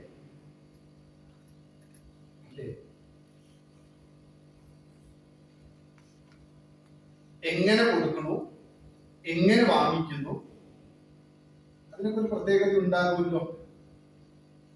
ഞാൻ ഏതൊരു കാര്യം ഏതൊരു മനസ്സോടെ ഏതൊരു ശ്രദ്ധയോട് കൂടിയിട്ടാണ് ഞാൻ കൊടുക്കുന്നത്. ഞാൻ എത്ര ഭക്തിയോടെ, എത്ര ശ്രദ്ധയോടെ, എത്ര പ്രാർത്ഥനയോട് കൂടിയിട്ടാണ് ഞാനൊരു കാര്യം വാങ്ങിക്കുന്നത്. ഇത് രണ്ടും തുല്യ പ്രാധാന്യമുണ്ട് എന്നുള്ളത് കൊണ്ട് ആദ്യത്തേത് ഗർഭാധാനമാണ്. അതുകൊണ്ട് എന്റെ അമ്മയും അച്ഛനും എന്നെ ഉണ്ടാക്കിയതുപോലെ തന്നെ ഞാൻ വിവാഹം കഴിച്ച അടുത്ത തലമുറയെ ഉണ്ടാക്കണം. 3, നേരത്തെ പറഞ്ഞ ശ്രാദ്ധ പിണ്ടബലികൾ മുട്ടക്കരുത്. അപ്പോൾ ഈ അടുത്തൊരാൾ പറഞ്ഞത് അറിഞ്ഞില്ലേ, ഞാൻ പ്രയാഗയിൽ പോയി, ഗയയിൽ പോയി, കാശി പോയി, എല്ലാം ചെയ്തു, ഇനിയിപ്പോ ഒന്നും ചെയ്യാനില്ല. നിങ്ങളിപ്പോ എന്താ ഒന്നും ചെയ്യാത്തത്? ഞാൻ കാശി പോയിന്ന്, ഗയയിൽ പോയിന്ന്, ഇനി ഒന്നും ചെയ്യണ്ട. അതൊരു കാര്യം ചെയ്ത് നിങ്ങൾ മക്കളെയും കൂടി കൊണ്ടപ്പോഴോ, അപ്പൊ അവർക്ക് ഒന്നും ചെയ്യണ്ട. അങ്ങനെയല്ലേ? നമ്മുടെ മക്കളെയും കൂടി ഇപ്പൊ കൊണ്ടുപോയാൽ നിങ്ങളുടെ കാര്യയെ പിന്നെ നോക്കണ്ടല്ലോ, അവരെ നിങ്ങളുടെ അപ്പൊ തന്നെയാണ് ജീവിച്ചു. എന്തൊരു സൂത്രപ്പണിയാണെന്നറിയണം. ഈ ലോകത്ത് എനിക്കൊരു ശരീരമുണ്ടെങ്കിൽ ഒരു സംശയവും വേണ്ട, അതെന്റെ അമ്മയുടെയും അച്ഛന്റെയും ത്യാഗം, തപസ്സാണ്. അവരവരുടെ ജീവിതത്തിൽ എത്ര സന്തോഷങ്ങൾ മാറ്റിവെച്ച് എനിക്ക് വേണ്ടി ജീവിച്ചത് കൊണ്ടാണ് ഞാൻ ഇങ്ങനെ ഇതുപോലെ നിലനിൽക്കുന്നത്. അപ്പോൾ എനിക്ക് ഈ ലോകത്തിൽ ഒരൊറ്റ ആളുകളോട്, ഒരേ ഒരു ഭാവത്തിനോട് മാത്രമാണ് എനിക്ക് ഈ ലോകത്തിൽ കടമുള്ളത്, എന്റെ അമ്മ, എന്റെ അച്ഛൻ. വിവേകാനന്ദ സ്വാമികൾ ബ്രഹ്മസമാജത്തിലൊക്കെ പ്രവർത്തിക്കുന്ന കാലം കുറച്ചൊരു നിരീശ്വരവാദം, ബ്രഹ്മസമാജത്തിന്റെ പ്രത്യേകതയൊക്കെ നമുക്കറിയാം. ചില ശുദ്ധീകരണ പ്രസ്ഥാനങ്ങളൊക്കെ ഇടക്കാലത്ത് അതും നമുക്ക് ആവശ്യമായിരുന്നു. അങ്ങനെ ഉണ്ടായ ഈ ബ്രഹ്മസമാജത്തിൽ പ്രവർത്തിക്കുന്ന കാലത്ത് വിഗ്രഹാരാധനയൊക്കെ എതിർത്തിരുന്ന ബ്രഹ്മസമാജം അതിൽ പ്രവർത്തിച്ചപ്പോൾ വിവേകാനന്ദനും അതിലൊക്കെ ആകൃഷ്ടനായി പലതിനെയും ചോദ്യം ചെയ്ത് അങ്ങനെ മുന്നോട്ട് പോയൊരു കാലമുണ്ടായിരുന്നു വിവേകാനന്ദൻ. അന്നാണ് വിവേകാനന്ദൻ അതിനെ കുറിച്ചൊക്കെ ചോദിച്ചത്, നിങ്ങൾ കണ്ടിട്ടുണ്ടോ എന്നൊക്കെയുള്ള ചോദ്യം. വിഗ്രഹാരാധനയെ എതിർത്തൊക്കെ നടന്നത്. എന്നാൽ കുട്ടിക്കാലം അങ്ങനെയല്ല. അമ്മ ചൊല്ലിക്കൊടുത്ത നാമങ്ങളും അമ്മ പഠിപ്പിച്ച നാമാവലികളും ഒക്കെയായി തിരിച്ച് ശരിയായ വിധത്തിൽ വളർന്ന കുട്ടി. പക്ഷെ ഒരു ഗുണമുണ്ട്, ഈ സംസ്കാരം മുദ്രണം ചെയ്യപ്പെട്ടാൽ ഏതിൽ പോയാലും അവൻ തിരിച്ചു വരും. അതുകൊണ്ട് അമ്മ പലപ്പോഴും മക്കളെ അവരുടെ സഹസ്രാരം തുറന്ന സംസ്കാരത്തിന്റെ ധാര കൊടുക്കാൻ അമ്മ ഒരിക്കലും ഒരു 5 വയസ്സ് വരെയൊന്നും മക്കൾ അടുത്തൊന്നും വിടില്ല. അച്ഛൻ്റെ അടുത്ത് പൊക്കോ, ഒരച്ഛൻ്റെ അടുത്തും പറഞ്ഞിരിക്കില്ല. അമ്മയ്ക്ക് നല്ല ബോധ്യമുണ്ട്, ഞാൻ എന്റെ അടുത്താണ് 5 വയസ്സ് വരെ നിർത്തേണ്ടത്, ഇരുത്തേണ്ടത്, ഞാനാണ് അവനെ പഠിപ്പിക്കേണ്ടത്. മുതിർന്നവർ ഉമ്മറക്കോലായി ഇരുന്ന് സംസാരിക്കുമ്പോൾ മുതിർന്നവർ പറയുന്ന വലിയ വാക്കുകൾ നിന്റെ ഇളം മനസ്സിന് അതൊന്നും നിനക്ക് താങ്ങാൻ പറ്റുന്നതല്ല, നിനക്ക് വേണ്ടത് ഞാൻ തരാം എന്ന് പറഞ്ഞ് നമ്മുടെ അടുക്കളയിലല്ലേ നമ്മുടെ അമ്മ ഇരുന്നിട്ടുള്ളൂ. അമ്മയുടെ കൺവെട്ടത്ത് നിന്ന് അമ്മ നമ്മളെ പറഞ്ഞയച്ചിട്ടുണ്ടോ? നമ്മൾ ഇന്ന് എന്ത് ചെയ്യും? അല്ല, നല്ല അമ്മ 5 വയസ്സ് വരെ ചേർത്ത് വെക്കും. കാരണം ഈ മുദ്രണം കിട്ടിയാൽ പിന്നെ എവിടെ പോയാലും ആ ഒരു സംസ്കാരം അത് അവിടെ കിടന്നോളും. ആ സമയത്താണ് വിവേകാനന്ദൻ ഇടയ്ക്കൊന്ന് അങ്ങനെ പോയപ്പോൾ ഒരിക്കൽ തന്റെ അച്ഛനായ വിശ്വനാഥ ദത്തയോട് ചോദിക്കുന്നുണ്ട്, നിങ്ങൾ എനിക്ക് എന്താണ് തന്നത് എന്ന്. അപ്പൊ നമ്മുടെ മക്കൾ ചോദിക്കില്ല, 18, 19, 20 20 ആവണ്ട, അതിന് മുൻപ് ചോദിക്കാൻ തുടങ്ങും. പെൺകുട്ടികളൊക്കെ ചോദിക്കും, അമ്മ എനിക്ക് എന്താ തന്നത്, അച്ഛൻ എനിക്ക് എന്താ തന്നത് എന്നൊക്കെ ചോദിക്കും. കാരണം ആ പ്രായം അങ്ങനെയാണ്. വിവേകാനന്ദന് ചോദിച്ചപ്പോൾ അച്ഛൻ വിശ്വനാഥ ദത്ത തന്റെ മകനെ വഴക്ക് പറയാനൊന്നും നിന്നില്ല. മകനെ കയ്യിൽ പിടിച്ച് നേരെ അകത്ത് കൊണ്ടുപോയി വലിയൊരു കണ്ണാടിയുടെ മുന്നിൽ നിർത്തിയിട്ട് കൈ ചൂണ്ടിക്കാണിച്ചിട്ട് പറഞ്ഞു, നീ ആ കണ്ണാടിയിലേക്ക് ശ്രദ്ധിച്ചു നോക്കടാ, വലിയ കണ്ണാടി. വിവേകാനന്ദൻ അതിലേക്ക് നോക്കിയപ്പോൾ അച്ഛൻ പറഞ്ഞു, നിന്നെ ഈ 5 അടി 9 ഇഞ്ച് ഉയരമില്ല, നിന്റെ വിശാലമായ നെറ്റിത്തടമിലെ സൂര്യനെ പോലെ ജ്വലിക്കുന്ന നിന്റെ കണ്ണുകളിലെ നീ കാണുന്ന നിന്റെ ഓരോ അവയവങ്ങളിലെ നിന്റെ മജ്ജയും മാംസവും സർപ്പതും ഈ കാണുന്ന നിന്റെ സ്വരൂപം മുഴുവൻ ഞാൻ തന്നതാണ് നിനക്ക്. അല്ലെങ്കിലും പിന്നെ എന്താ തരേണ്ടത് ഒരു അമ്മയച്ഛൻ? ഇത്രയും സുന്ദരമായ ഒരു ശരീരം, ഇത്രയും നല്ല അവയവങ്ങൾ, നല്ല ആരോഗ്യം, ബുദ്ധി, മേധ എല്ലാം തന്നു. എന്നിട്ട് നാണമില്ലാതെ ഇപ്പോഴും ചോദിച്ചിട്ട് കിടക്കുക, എന്തെങ്കിലും തരുമോ? സത്യം. നമ്മളൊന്ന് ആലോചിച്ച് നോക്കൂ, എത്ര അല്പന്മാരായിട്ട് വേണം നമ്മൾ അവരുടെ പിന്നാലെ.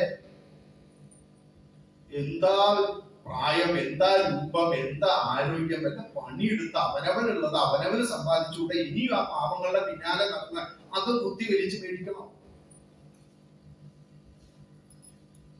അച്ഛൻ പറയുന്നു, ഞാൻ നിനക്ക് ഈ ശരീരം എനിക്ക് തന്നു. എനിക്ക് ആകെ അമ്മയോടും അച്ഛനോടും മാത്രമേ കടമുള്ളൂ. അവരെ നോക്കുക, അവരെ ശുശ്രൂഷിക്കുക.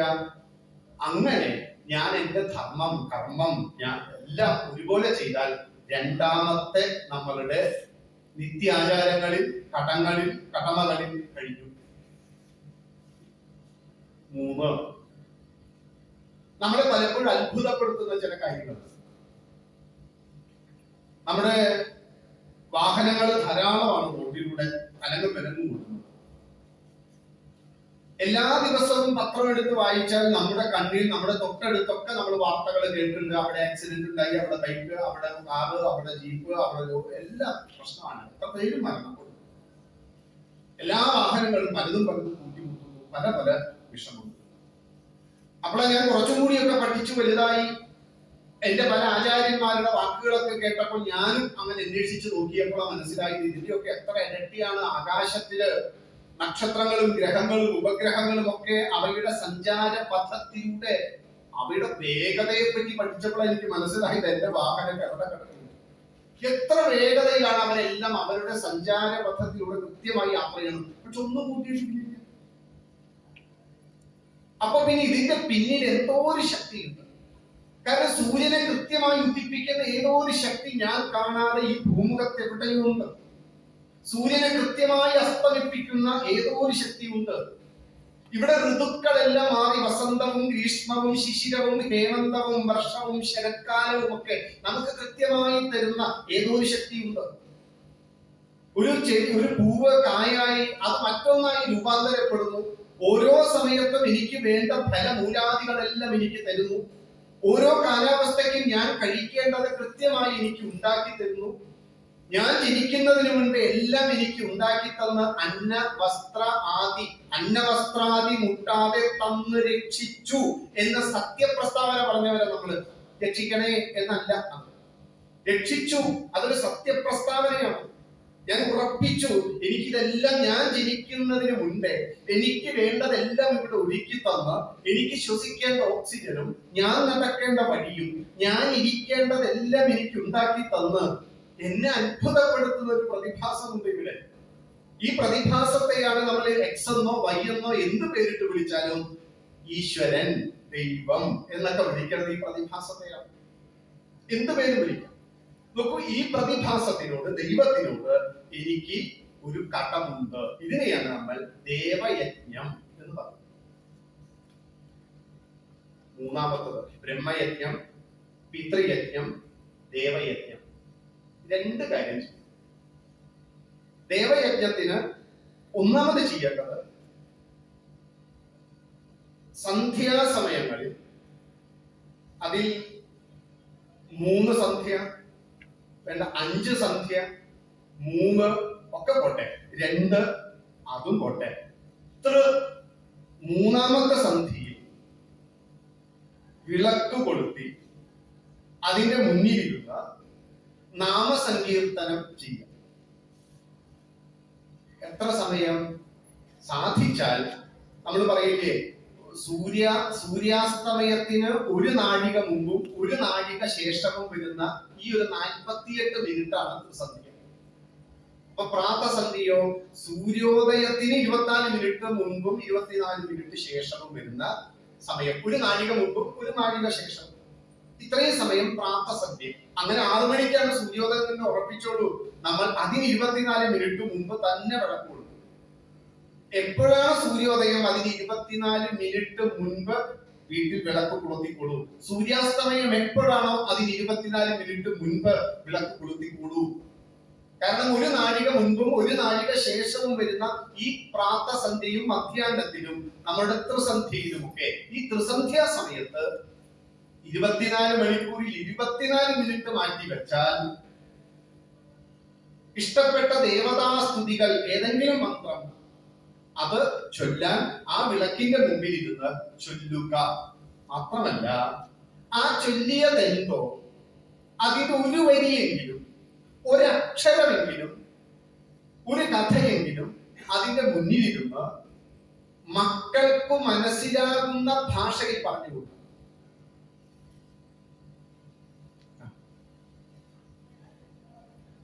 കേട്ടിട്ടുണ്ട് ചില അമ്മമാരൊക്കെ കുട്ടികൾ പഠിക്കാൻ വളരെ മോശം. അതുകൊണ്ട് കുട്ടികളെ ആകെ പഠിപ്പിക്കാൻ ഒറ്റ സബ്ജക്ട് മാത്രമേ പഠിപ്പിക്കൂ. സാധാരണ കുറച്ചൊരു ഇന്നത്തെ കാലത്ത് പ്രത്യേകിച്ചും അത് മാത്തമാറ്റിക്സ്, ഗണിതം മാത്രമേ പഠിപ്പിക്കൂ. ഗണിതം മാത്രം പഠിപ്പിച്ചാൽ മതി, ഗണിതമില്ലാത്ത മറ്റൊന്നുമില്ല. അതുകൊണ്ട് ഗണിതം പഠിപ്പിക്കുക. ഗണിതമില്ലാത്ത ഇപ്പോ മലയാളം ഒരു വാക്ക് എഴുതണമെങ്കിലും അതിൽ ഗണിതം വേണം. അപ്പൊ നമ്മളൊക്കെ പണ്ട് വൃത്തമൊക്കെ പഠിച്ചപ്പോൾ ഇപ്പോ 2 3 എഴുത്തുകൾ 2 3 4 5 6 ഗണിതമില്ലാത്ത ഒന്നുമില്ല. ഭൗതിക ശാസ്ത്രം എന്ന് പറയുന്നത് ഗണിതത്തിന്, അക്കത്തിന്, അക്ഷരങ്ങൾക്ക് രൂപമൊന്നുമില്ല. നമുക്ക് കുട്ടികളെ ഗണിതം പഠിപ്പിക്കണമെങ്കിൽ, അക്ഷരങ്ങൾ പഠിപ്പിക്കണമെങ്കിൽ, അവരെ വാക്കുകൾ പഠിപ്പിക്കണമെങ്കിൽ, സംഖ്യകൾ പഠിപ്പിക്കണമെങ്കിൽ ചില ഭൗതിക വസ്തുക്കളൊക്കെ വേണം. അങ്ങനെ കാണിച്ചിട്ട് ഞാൻ ഒരു മൊബൈൽ എടുത്തിട്ട് പറയും 1 ഇത് 1 ആണ് കേട്ടോ, എന്നിട്ട് 2 എടുത്തിട്ട് 2 എന്ന് പറയും. അപ്പൊ ഭൗതിക വസ്തുക്കളുടെ സഹായമില്ലാതെ നമുക്ക് ഒരിക്കലും ഗണിതം പഠിപ്പിക്കാൻ സാധ്യമല്ല. ഗണിതം പഠിക്കണമെങ്കിൽ ഭൗതിക വസ്തുക്കൾ വേണം. അതുകൊണ്ടാണ് സ്ലേറ്റിന്റെ ഒക്കെ വശത്ത് നമ്മൾ ചില റിങ്ങുകൾ 1 എന്ന് പറഞ്ഞ ഒരു ആപ്പിൾ മുകളിലേക്ക് പോകും, അതാണെങ്കിൽ 1 2 ഭൗതിക വസ്തു വേണം. അതുകൊണ്ട് ഭൗതിക വസ്തുക്കളെ കുറിച്ചുള്ള ശാസ്ത്രശാഖയാണ് ഭൗതിക ശാസ്ത്രം അഥവാ ഫിസിക്സ്. മാത്തമാറ്റിക്സിന്റെ അപ്ലിക്കേഷൻ ലെവലാണ് ഫിസിക്സ്. അതായത് ഫിസിക്സ് എന്ന് പറഞ്ഞ മാത്തമാറ്റിക്സ് ആണ്. ഗണിതം ഒരു കുട്ടിക്ക് ബുദ്ധിമുട്ടാണെങ്കിൽ ഫിസിക്സ് ബുദ്ധിമുട്ടായിരിക്കും. ഫിസിക്സ് ബുദ്ധിമുട്ടാണെങ്കിൽ മാത്സും ബുദ്ധിമുട്ടാണ്. കാരണം ഗണിതമല്ലാതെ മറ്റൊന്നുമില്ല എന്ന് ആദ്യം ഉറപ്പിച്ചോളൂ. ഗണിതം പഠിപ്പിക്കുക കുട്ടികൾ. അമ്മ ചൊല്ലും, അഞ്ജന ശ്രീധര ചാരുമൂർത്തെ കൃഷ്ണ അഞ്ജലി കുപ്പി വണങ്ങിടുന്നേ എന്ന് അമ്മ അങ്ങനെ സുന്ദരമായ തന്റെ മുഖം കൊണ്ട് അങ്ങനെ ചൊല്ലുമ്പോ നിഷ്കളങ്കമായ ചുണ്ടുകൾ വിടർത്തി കൊച്ചുകുട്ടി അമ്മ ചൊല്ലുന്ന ഈരടികൾ ശ്രദ്ധാപൂർവം കേട്ടുകൊണ്ടിരിക്കുമ്പോൾ അമ്മ അടുത്ത വരി പാടും, ഈരേഴുലകിനും മേഘനാഥ കൃഷ്ണ ഈരഞ്ചു കൂപ്പി വണങ്ങിടുന്നേ എന്ന് പറയും. അപ്പൊ കുട്ടിയോട് അമ്മ പറയും, മോനെ ഈരേഴുലകിനും മേഘനാഥനാണ് കൃഷ്ണൻ, കായാമ്പൂ വർണ്ണൻ, ആപദ്ബാന്ധവൻ, ഗോവർദ്ധനധാരി ഉണ്ടല്ലോ. ആ ഗോവർദ്ധനധാരി 14 ലോകത്തിന് മധ്യവൻ. ഈ സമയത്ത് ജിജ്ഞാസുകളല്ലേ കുട്ടികൾ. അവരുടനെ തന്നെ അമ്മയോട് ചോദിച്ചു, അമ്മ അപ്പൊ 14 ലോകങ്ങളൊക്കെ ഉണ്ടല്ലേ അമ്മ? ഉണ്ട് മോനെ, ഏതൊക്കെയാ അമ്മ? ഉണ്ടായില്ലേ അവിടെ എന്ന് പറഞ്ഞാൽ മതി.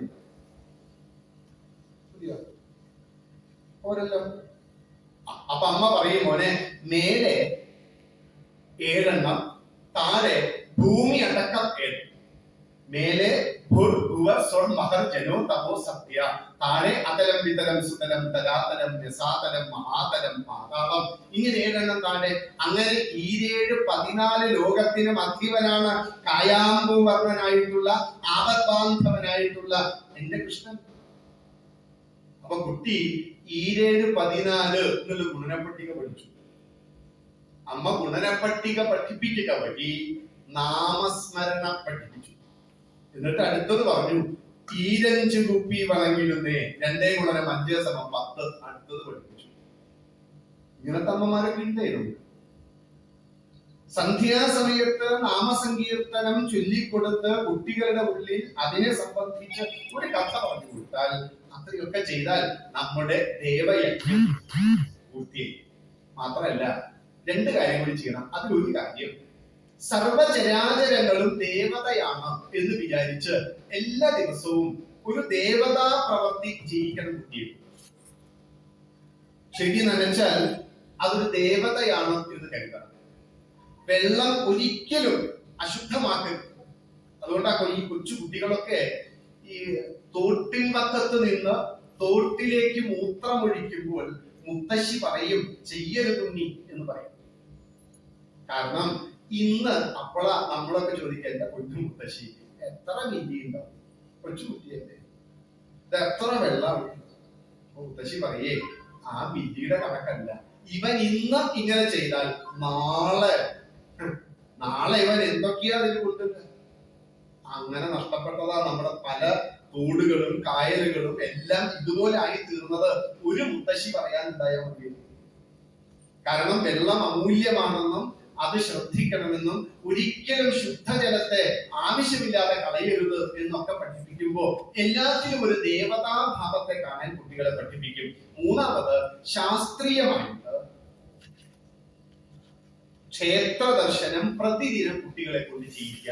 നമ്മൾ പോവുക പറ്റുന്ന ദിവസം പ്രതിദിനം വെളുക്കുമ്പോൾ കുളിക്കണം, വെളുത്തുള്ളതൊടുക്കണം, വെളുപ്പിൽ ക്ഷേത്ര ദൈവത്തെ എളുപ്പം തൊഴുതെത്തണം. അങ്ങനെയല്ലേ കൊടുങ്ങല്ലൂർ കുഞ്ഞിക്കുട്ടൻ തമ്പുരാൻ മനോഹരമായ 7 ശ്ലോകങ്ങളിലൂടെ നമ്മളെ പഠിപ്പിച്ച കുട്ടികളുടെ ദിനചര്യ. ഇവിടെ ബുക്ക് സ്റ്റാളുകളിൽ മനോഹരമായി ഇപ്പോഴും വാങ്ങാൻ കിട്ടും. ഒന്ന് വാങ്ങി കുട്ടികളെ പഠിപ്പിക്കണേ. അമ്മയെ കാണണം മുമ്പിൽ, അച്ഛനെ തൊഴുതീടണം, അച്ഛനമ്മമാർ കാണുന്ന ദൈവമാണെന്ന് ഓർക്കണം. അതുകൊണ്ട് സന്ധ്യാസമയത്ത് നാമം ജപിക്കുക. ദേവതാഭാവങ്ങളായി ഓരോന്നിനെയും കണ്ട് അതിനെ ആരാധിക്കാൻ പറയുക. ശാസ്ത്രീയമായി എല്ലാ ദിവസവും തൊട്ടടുത്ത് ക്ഷേത്രത്തിൽ പോയ ക്ഷേത്രേശ്വരനെ കണ്ട് വന്ദിച്ച് ഉപാസിച്ച് തിരിച്ചു വരണം. ഇത്രയും ചെയ്താൽ മൂന്നാമത്തെ കടമ കഴിഞ്ഞു. നാലാമത്തത്, ഇനി പറയുന്ന 3 ഇത്രയും നേരം പറഞ്ഞത് ശ്രുതി അടിസ്ഥാനത്തിലാണ്. ശ്രുതി അടിസ്ഥാനത്തിൽ വേദപ്രമാണം അനുസരിച്ച് 3 ഉള്ളൂ. പക്ഷെ ശ്രുതിയും സ്മൃതിയും വിരുദ്ധമല്ലാത്തിടത്തോളം കാലം, വിരുദ്ധമാണെങ്കിൽ ശ്രുതിയാണ് പ്രമാണം, വിരുദ്ധമല്ലെങ്കിൽ അതും കൂടി ചെയ്തവർ. അതുകൊണ്ട് ശ്രുതിക്കും സ്മൃതിക്കും തുല്യ പ്രാധാന്യമുണ്ട്. സംഘർഷം വന്നാൽ മാത്രമാണ് ശ്രുതിയെ പ്രമാണമാക്കുക. ഇതിന്റെ അടിസ്ഥാനത്തിൽ മനു സ്മൃതി അടിസ്ഥാനത്തിൽ 2 കൂടി ഉണ്ട്. അതുകൊണ്ടാണ് പഞ്ചമഹായജ്ഞം എന്ന് നമ്മൾ പറഞ്ഞത്. ശ്രുതി 3 പറയും. പക്ഷെ കാലത്തിനനുസരിച്ച് ഈ കാലഘട്ടത്തിൽ ആവശ്യമുള്ളത് എന്ന് പറഞ്ഞ് അന്നത്തെ നമ്മുടെ ആചാര്യൻ മനു നമ്മളോട് പറഞ്ഞത് 4മത്തത് ഭൂതയജ്ഞം. കാരണം ഈ ലോകത്തിൽ ഞാൻ മാത്രം ഉണ്ടായാൽ ധാരാളം ജീവജാലങ്ങളും കൂടി സഹായിച്ചാൽ എനിക്ക് മുന്നോട്ട് പോകാൻ പറ്റും. നേരത്തെ നായയുടെ കഥ പറഞ്ഞത്, ഓരോ ജീവജാലവും എന്നെ സഹായിക്കണം. അതുകൊണ്ട് എനിക്ക് ഓരോ ജീവജാലത്തിനോടും എനിക്ക് കടമുണ്ട്. ആ കടം ഞാൻ വീട്ടണം. എങ്ങനെ വീട്ടും? എല്ലാ ജീവജാലങ്ങളെയും ഞാൻ നല്ല പോലെ സ്നേഹിക്കണം. വീട്ടിലൊക്കെ ഇപ്പോ കെട്ടിയിട്ട് വളർത്തുന്ന മൃഗങ്ങളുണ്ട്. അവയ്ക്ക് ഭക്ഷണം കൊടുത്തിട്ട് ഞാൻ ഭക്ഷണം കഴിക്കണം. അല്ലാതെ ഞാൻ കഴിക്കുന്നതിന്റെ വേസ്റ്റ് കഴിക്കാനുള്ളവരല്ല. അതുകൊണ്ട് പണ്ടത്തെ അമ്മ പശുവിന് പുല്ല് ഇട്ട് കൊടുത്തതിന് ശേഷം മാത്രം അവർ ഭക്ഷണം കഴിച്ചിരുന്നത്. കാടി കൊടുത്തതിന് ശേഷം മാത്രം അവർ ഭക്ഷണം കഴിച്ചിരുന്നത്. ഒരു നായയ്ക്ക് ഭക്ഷണം കൊടുത്തതിന് ശേഷം ഭക്ഷണം കഴിച്ചിരുന്നത്. അതുകൊണ്ടാണ് വെന്ത ആ ചോറിൽ നിന്ന് കുറച്ചെടുത്ത് കാക്കയ്ക്കും കോഴിക്കും ഒക്കെ കൊടുത്തിരുന്നത്. അതുകൊണ്ടാണ് വീട്ടിൽ രാവിലെ തന്നെ നമ്മൾ കോലം വരച്ചിരുന്നത്. ഓരോ ചരാചരത്തിനും ഭക്ഷണം കൊടുത്ത് അവ സംതൃപ്തരായതിനു ശേഷമാണ് ഞാൻ എന്റെ അടുത്ത പ്രവൃത്തി ചെയ്യാവൂ. ഒരു ജീവജാലത്തെയും ഞാൻ ഉപദ്രവിക്കില്ല. എല്ലാം ഈ ആവാസ വ്യവസ്ഥയെ നിലനിർത്താനുള്ളതാണ് എന്ന ബോധമുള്ളത് കൊണ്ട് ഭൂതയജ്ഞം വളരെ ശ്രദ്ധയോടെ നമ്മൾ ചെയ്യാറുണ്ട്. അതുകൊണ്ടാണ് മുത്തശ്ശി തന്റെ പേരക്കിടാവിനെ തന്റെ ഇടത് ഒക്കത്ത് വെച്ച് ഇടത് കൈയിൽ ഒരു പാത്രം പിടിച്ച് വലത് കൈ കൊണ്ട് ചെറിയ ഉരുളകളാക്കി കുട്ടികൾക്ക് ഭക്ഷണം മുറ്റത്തുകൂടി ഉലാത്തിക്കൊണ്ട് കൊടുക്കുന്ന സമയത്ത് മുത്തശ്ശി ഈ കുട്ടിക്ക് ഒരു സ്വഭാവം ഉണ്ടാക്കും. എന്താണെന്നറിയോ? ഈ ഉരുള ഉണ്ണി കഴിച്ചാൽ ഇത് നമ്മുടെ ചക്കിപ്പൂച്ചയ്ക്ക്, അപ്പൊ പൂച്ച അവിടെ വാലൊക്കെ ഉയർത്തി അതിന്റെ ഇടയിൽ കൂടെ നടക്കുന്നുണ്ടാവും. എന്തിനാ പൂച്ചയ്ക്ക് ഇപ്പൊ പേരിട്ടത്? കുട്ടിയുടെ ബുദ്ധിയെ വർദ്ധിപ്പിക്കാൻ, നാമസ്മരണ കൊണ്ട് അവന്റെ ബുദ്ധി വികസിക്കാൻ വേണ്ടി മുത്തശ്ശി ഓരോന്നിനും പേരിടും. ഓരോന്നിനും പേരിടും. എന്നിട്ട് മാത്രമല്ല, ഈ കോഴിക്ക് ഒരു ഉരുള കൊടുക്കുവാൻ വേണ്ടി ഈ ഉണ്ണി പെട്ടെന്ന് ഭക്ഷണം കഴിക്കും. ഇത് ഗ്രാൻഡ്മാ ടെക്നോളജി. അമ്മയുടെ ടെക്നോളജി അറിയില്ല. അമ്മ എന്ന് പറഞ്ഞാൽ തന്നെ മോശം. മമ്മിയുടെ ടെക്നോളജി അറിയില്ല. അമ്മയുടെ ടെക്നോളജി ഇത് എപ്പോ കഴിക്കും, ഇത് എപ്പോ ചേട്ടന് കൊടുക്കും, പറയേണ്ട താമസം നേരെ കഴിക്കും. ചേട്ടന് കൊടുത്താൽ അവന് സഹിക്കില്ല. ഇതാണ് മമ്മിയുടെ ടെക്നോളജി. രണ്ടെണ്ണം വീട്ടിൽ അപ്പുറത്തും ഇപ്പുറത്തും നിന്ന് പാണ്ഡവ കൗരവ യുദ്ധം പോലെ മഹാഭാരതം കാണാം. മമ്മി വളർത്തി, മമ്മി ഇങ്ങനെയൊക്കെ ഉണ്ടാക്കിയത്. പക്ഷെ ഗ്രാൻഡ്മാ ടെക്നോളജി ഇതല്ല. ഗ്രാൻഡ്മാ ടെക്നോളജി ഓരോ ജീവജാലത്തെയും ഓരോ ഭൂതങ്ങളെയും ഈ ഗ്രാൻഡ്മാ ഓരോന്നിനെയും സ്നേഹിക്കാൻ പഠിപ്പിക്കും. അതിന് കൊടുത്ത് എന്റെ ഉണ്ണി ഭക്ഷണം കഴിക്കണേ എന്ന് പറയും. നോക്കൂ, ഇതാണ് ഭൂതയജ്ഞം. അവസാനത്തത് മനുഷ്യയജ്ഞം അഥവാ നൃയജ്ഞം എന്ന് പറയുന്നത്. കാരണം എന്നെ ധാരാളം പേര് സഹായിച്ചാലേ എനിക്ക് ഈ ലോകത്ത് മുന്നോട്ട് പോകാൻ സാധിക്കും. ഞാൻ യാത്ര ചെയ്ത് ഇവിടേക്ക് വന്ന കാറ് എന്നെ സഹായിക്കാൻ, ആ കാർ ഉണ്ടാക്കിയ അതിന്റെ ഏറ്റവും താഴെയുള്ള തൊട്ട് കൊണ്ടുവന്ന ഡ്രൈവർ അടക്കം ഇവരുടെയൊക്കെ സഹായം ഉണ്ടെങ്കിൽ എനിക്ക് സാധിക്കും. നമ്മളിവിടെ ഇരിക്കുന്ന കസേര, നമ്മളിവിടെ ഇരിക്കുന്ന ഈ കെട്ടിടം, എത്ര പേരുടെ പരിശ്രമം. ഈ ഭൂമുഖത്ത് ആരും അത്ര വലുതല്ല ചെറുതല്ല, എല്ലാവരും ഒരുപോലെയാണ്. അങ്ങനെയാണെങ്കിൽ എല്ലാ മനുഷ്യരോടും എനിക്ക് കടമുണ്ട്. മനുഷ്യനോടുള്ള ഈ മനുഷ്യയജ്ഞം എന്ന് പറയുന്നത് പ്രധാനമായിട്ടും അതിഥി പൂജനമാണ്. തിഥി ലംഘിച്ച് വീട്ടിൽ വരുന്നവൻ അതിഥി, വിളിച്ചു പറഞ്ഞു വരുന്നവൻ അതിഥിയല്ല. 10 കൊല്ലായി വന്നിട്ട് നാളെ വരുന്നു പറഞ്ഞിട്ടുണ്ട്, അതിഥിയല്ല. തിഥി ലംഘിച്ചു വരുന്ന വീട്ടുകാരൻ പോലും അതിഥിയാകും ചിലപ്പോ നമുക്ക്. ആ അതിഥി ഈശ്വരനായി കണ്ട്, കാരണം അത് ഈശ്വരന് മാത്രമേ സാധിക്കൂ, ഈശ്വരനായി കണ്ട് അതിഥിയെ നമ്മൾ വേണ്ട വിധത്തിൽ പൂജിച്ച് സ്വീകരിച്ച് പൂജിച്ച് സന്തോഷത്തോടു കൂടി പറഞ്ഞേക്കും. അല്ലാതെ അവര് പോണ വഴിക്ക് കൈകൂപ്പിയിട്ട് ഈ വരികട്ടോ വന്നു പറ്റിപ്പോയി ഇങ്ങനെ അവരെ കൊണ്ട് പറയിപ്പിക്കരുത്. അതുകൊണ്ട് എങ്ങനെയാണോ ഒരു ദേവനെ, ഏത് പ്രകാരത്തിലാണോ ദേവന് എല്ലാ ഉപചാരപൂർവം നൽകുന്നത്, ഇതേപോലെ ദേവനായി കണ്ട് പാദം കഴുകി, കാല് കഴുകാനുള്ള വെള്ളം കൊടുത്ത്, ഇരുത്തി ഭക്ഷണം കൊടുത്ത്, എങ്ങനെയാണോ ഭഗവാനെ നമ്മൾ ഉപചാരപൂർവം തന്റെ ക്രിയകൾ ഓരോന്നും ചെയ്യുന്നത്, ഇതേപോലെ ഒരു അതിഥിയെ നമ്മൾ സ്വീകരിച്ച് ഇരുത്തി സന്തോഷത്തോടെ പറഞ്ഞിരിക്കണം.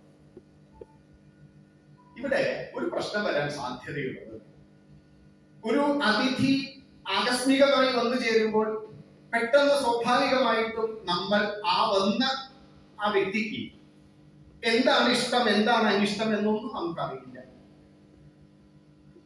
അപ്പോൾ നമ്മൾ എന്ത് കൊടുക്കും എന്നുള്ളൊരു പ്രശ്നം നമുക്ക് സംഭവിക്കും. ഇനി വിളിച്ചു പറഞ്ഞു വന്നാൽ ശരിയാണ്, നമുക്ക് എന്തെങ്കിലുമൊക്കെ അവർക്ക് അവരുടെ ഇഷ്ടങ്ങൾ അനുസരിച്ച് കൊടുക്കാം. സ്വാഭാവികമായിട്ടും അങ്ങനെ ഒരാൾ വന്നു കഴിഞ്ഞാൽ നമ്മൾക്ക് അവരുടെ ഇഷ്ടമൊന്നും അറിയില്ല. അപ്പൊ നമ്മൾ എന്ത് ചെയ്യും? നമുക്ക് ഇഷ്ടമുള്ളത് കൊടുക്കും. അങ്ങനെയാണ് നമ്മുടെ വീട്ടിലൊക്കെ ആരെങ്കിലും ഒക്കെ വന്നാൽ, ഇനി വിളിച്ചു പറഞ്ഞു വന്നാലും അവരുടെ ഇഷ്ടം അറിയാത്തതുകൊണ്ട് നമുക്ക് ഇഷ്ടമുള്ളത് കൊടുക്കും. കാരണം എന്താ വെച്ചാൽ ഈ വന്നവൻ കുറച്ചേ കഴിക്കുള്ളൂ, അത് കഴിഞ്ഞ് ബാക്കിയൊക്കെ ആർക്കാണ്? ഗുരുവായൂർ വെച്ച് പറയാൻ പാടുണ്ടോ എന്ന് അറിഞ്ഞുകൂടാ. അതുകൊണ്ട് എല്ലാവർക്കും നമ്മൾ ചിക്കനെ കൊടുക്കും. എന്താണെന്നറിയോ? അവർക്ക് കുറച്ച് വകതിരിവുണ്ട്, 2 കഷ്ണം. അത് കഴിഞ്ഞാൽ ആർക്കാണ് നമുക്ക്. അതുകൊണ്ട് ഈ അതിഥി പൂജനത്തില് ഒറ്റ കാര്യം ശ്രദ്ധിക്കണം, അതിഥിയുടെ ഹിതം നോക്കിയിട്ട് വേണം കൊടുക്കാൻ, താല്പര്യമല്ല സംരക്ഷിക്കാൻ. ഹിതവും താല്പര്യവും രണ്ടാണ്. ഒറ്റ കാര്യം പറഞ്ഞിട്ട് അവസാനിച്ചു. 3 മിനിറ്റ് കൂടി. ഹിതം എന്ന് പറയുന്നത് ഭാവിയിൽ നല്ലത് വരാൻ ഇപ്പൊ ചെയ്യുന്ന കർമ്മങ്ങൾ. താല്പര്യം എന്ന് പറയുന്നത് ഇപ്പൊ കയ്യടി നേടാനുള്ളതാണ്. അതിഥിയുടെ ഹിതം നോക്കണം, താല്പര്യം നോക്കരുത്. ഷുഗർ ഉള്ളവർക്ക് മധുരം, മറ്റുള്ളവര് മധുരം ഉണ്ടോ? എനിക്ക് വേണ്ട ഷുഗർ അല്ല, ശർക്കര പായസമാണോ അന്ന കുഴപ്പം. കാരണം അവർക്ക് മധുരം വലിയ ഇഷ്ടമാണ്, മറ്റുള്ളവരുടെ മുന്നിൽ കഴിക്കില്ല. പക്ഷെ അതിഥിക്ക് ഷുഗർ ഉണ്ടെങ്കിൽ അവരുടെ ഹിതം നോക്കും, എന്നിട്ട് അവർക്ക് മധുരമില്ലാതെ നമ്മൾ കൊടുക്കും. അവർക്ക് താല്പര്യം ഉണ്ടാവുന്നതൊക്കെ കഴിച്ച കൊള്ളാം, കുറച്ചെങ്കിലും മതി എന്നൊക്കെ പറയും, പക്ഷെ നമ്മൾ കൊടുക്കില്ല. ഹിതവും താല്പര്യം മനസ്സിലാക്കാൻ ഒരൊറ്റ സംഭവം നോക്കും. അമ്മായി അമ്മ ഇങ്ങനൊരു വാക്കൊന്നും നമ്മുടെ രാമായണ മഹാഭാരത കാലഘട്ടത്തിലൊന്നും ഇല്ല കേട്ടോ. പുതിയ കാലത്തിന്റെ സൃഷ്ടിയാണ് അമ്മായി. പതിമാത, പത്നിമാത ഇങ്ങനെയൊക്കെയായിരുന്നു വാക്കുകൾ. സർവോപരി എല്ലാവരും അമ്മമാരായിരുന്നു, എല്ലാവരും മക്കളായിരുന്നു.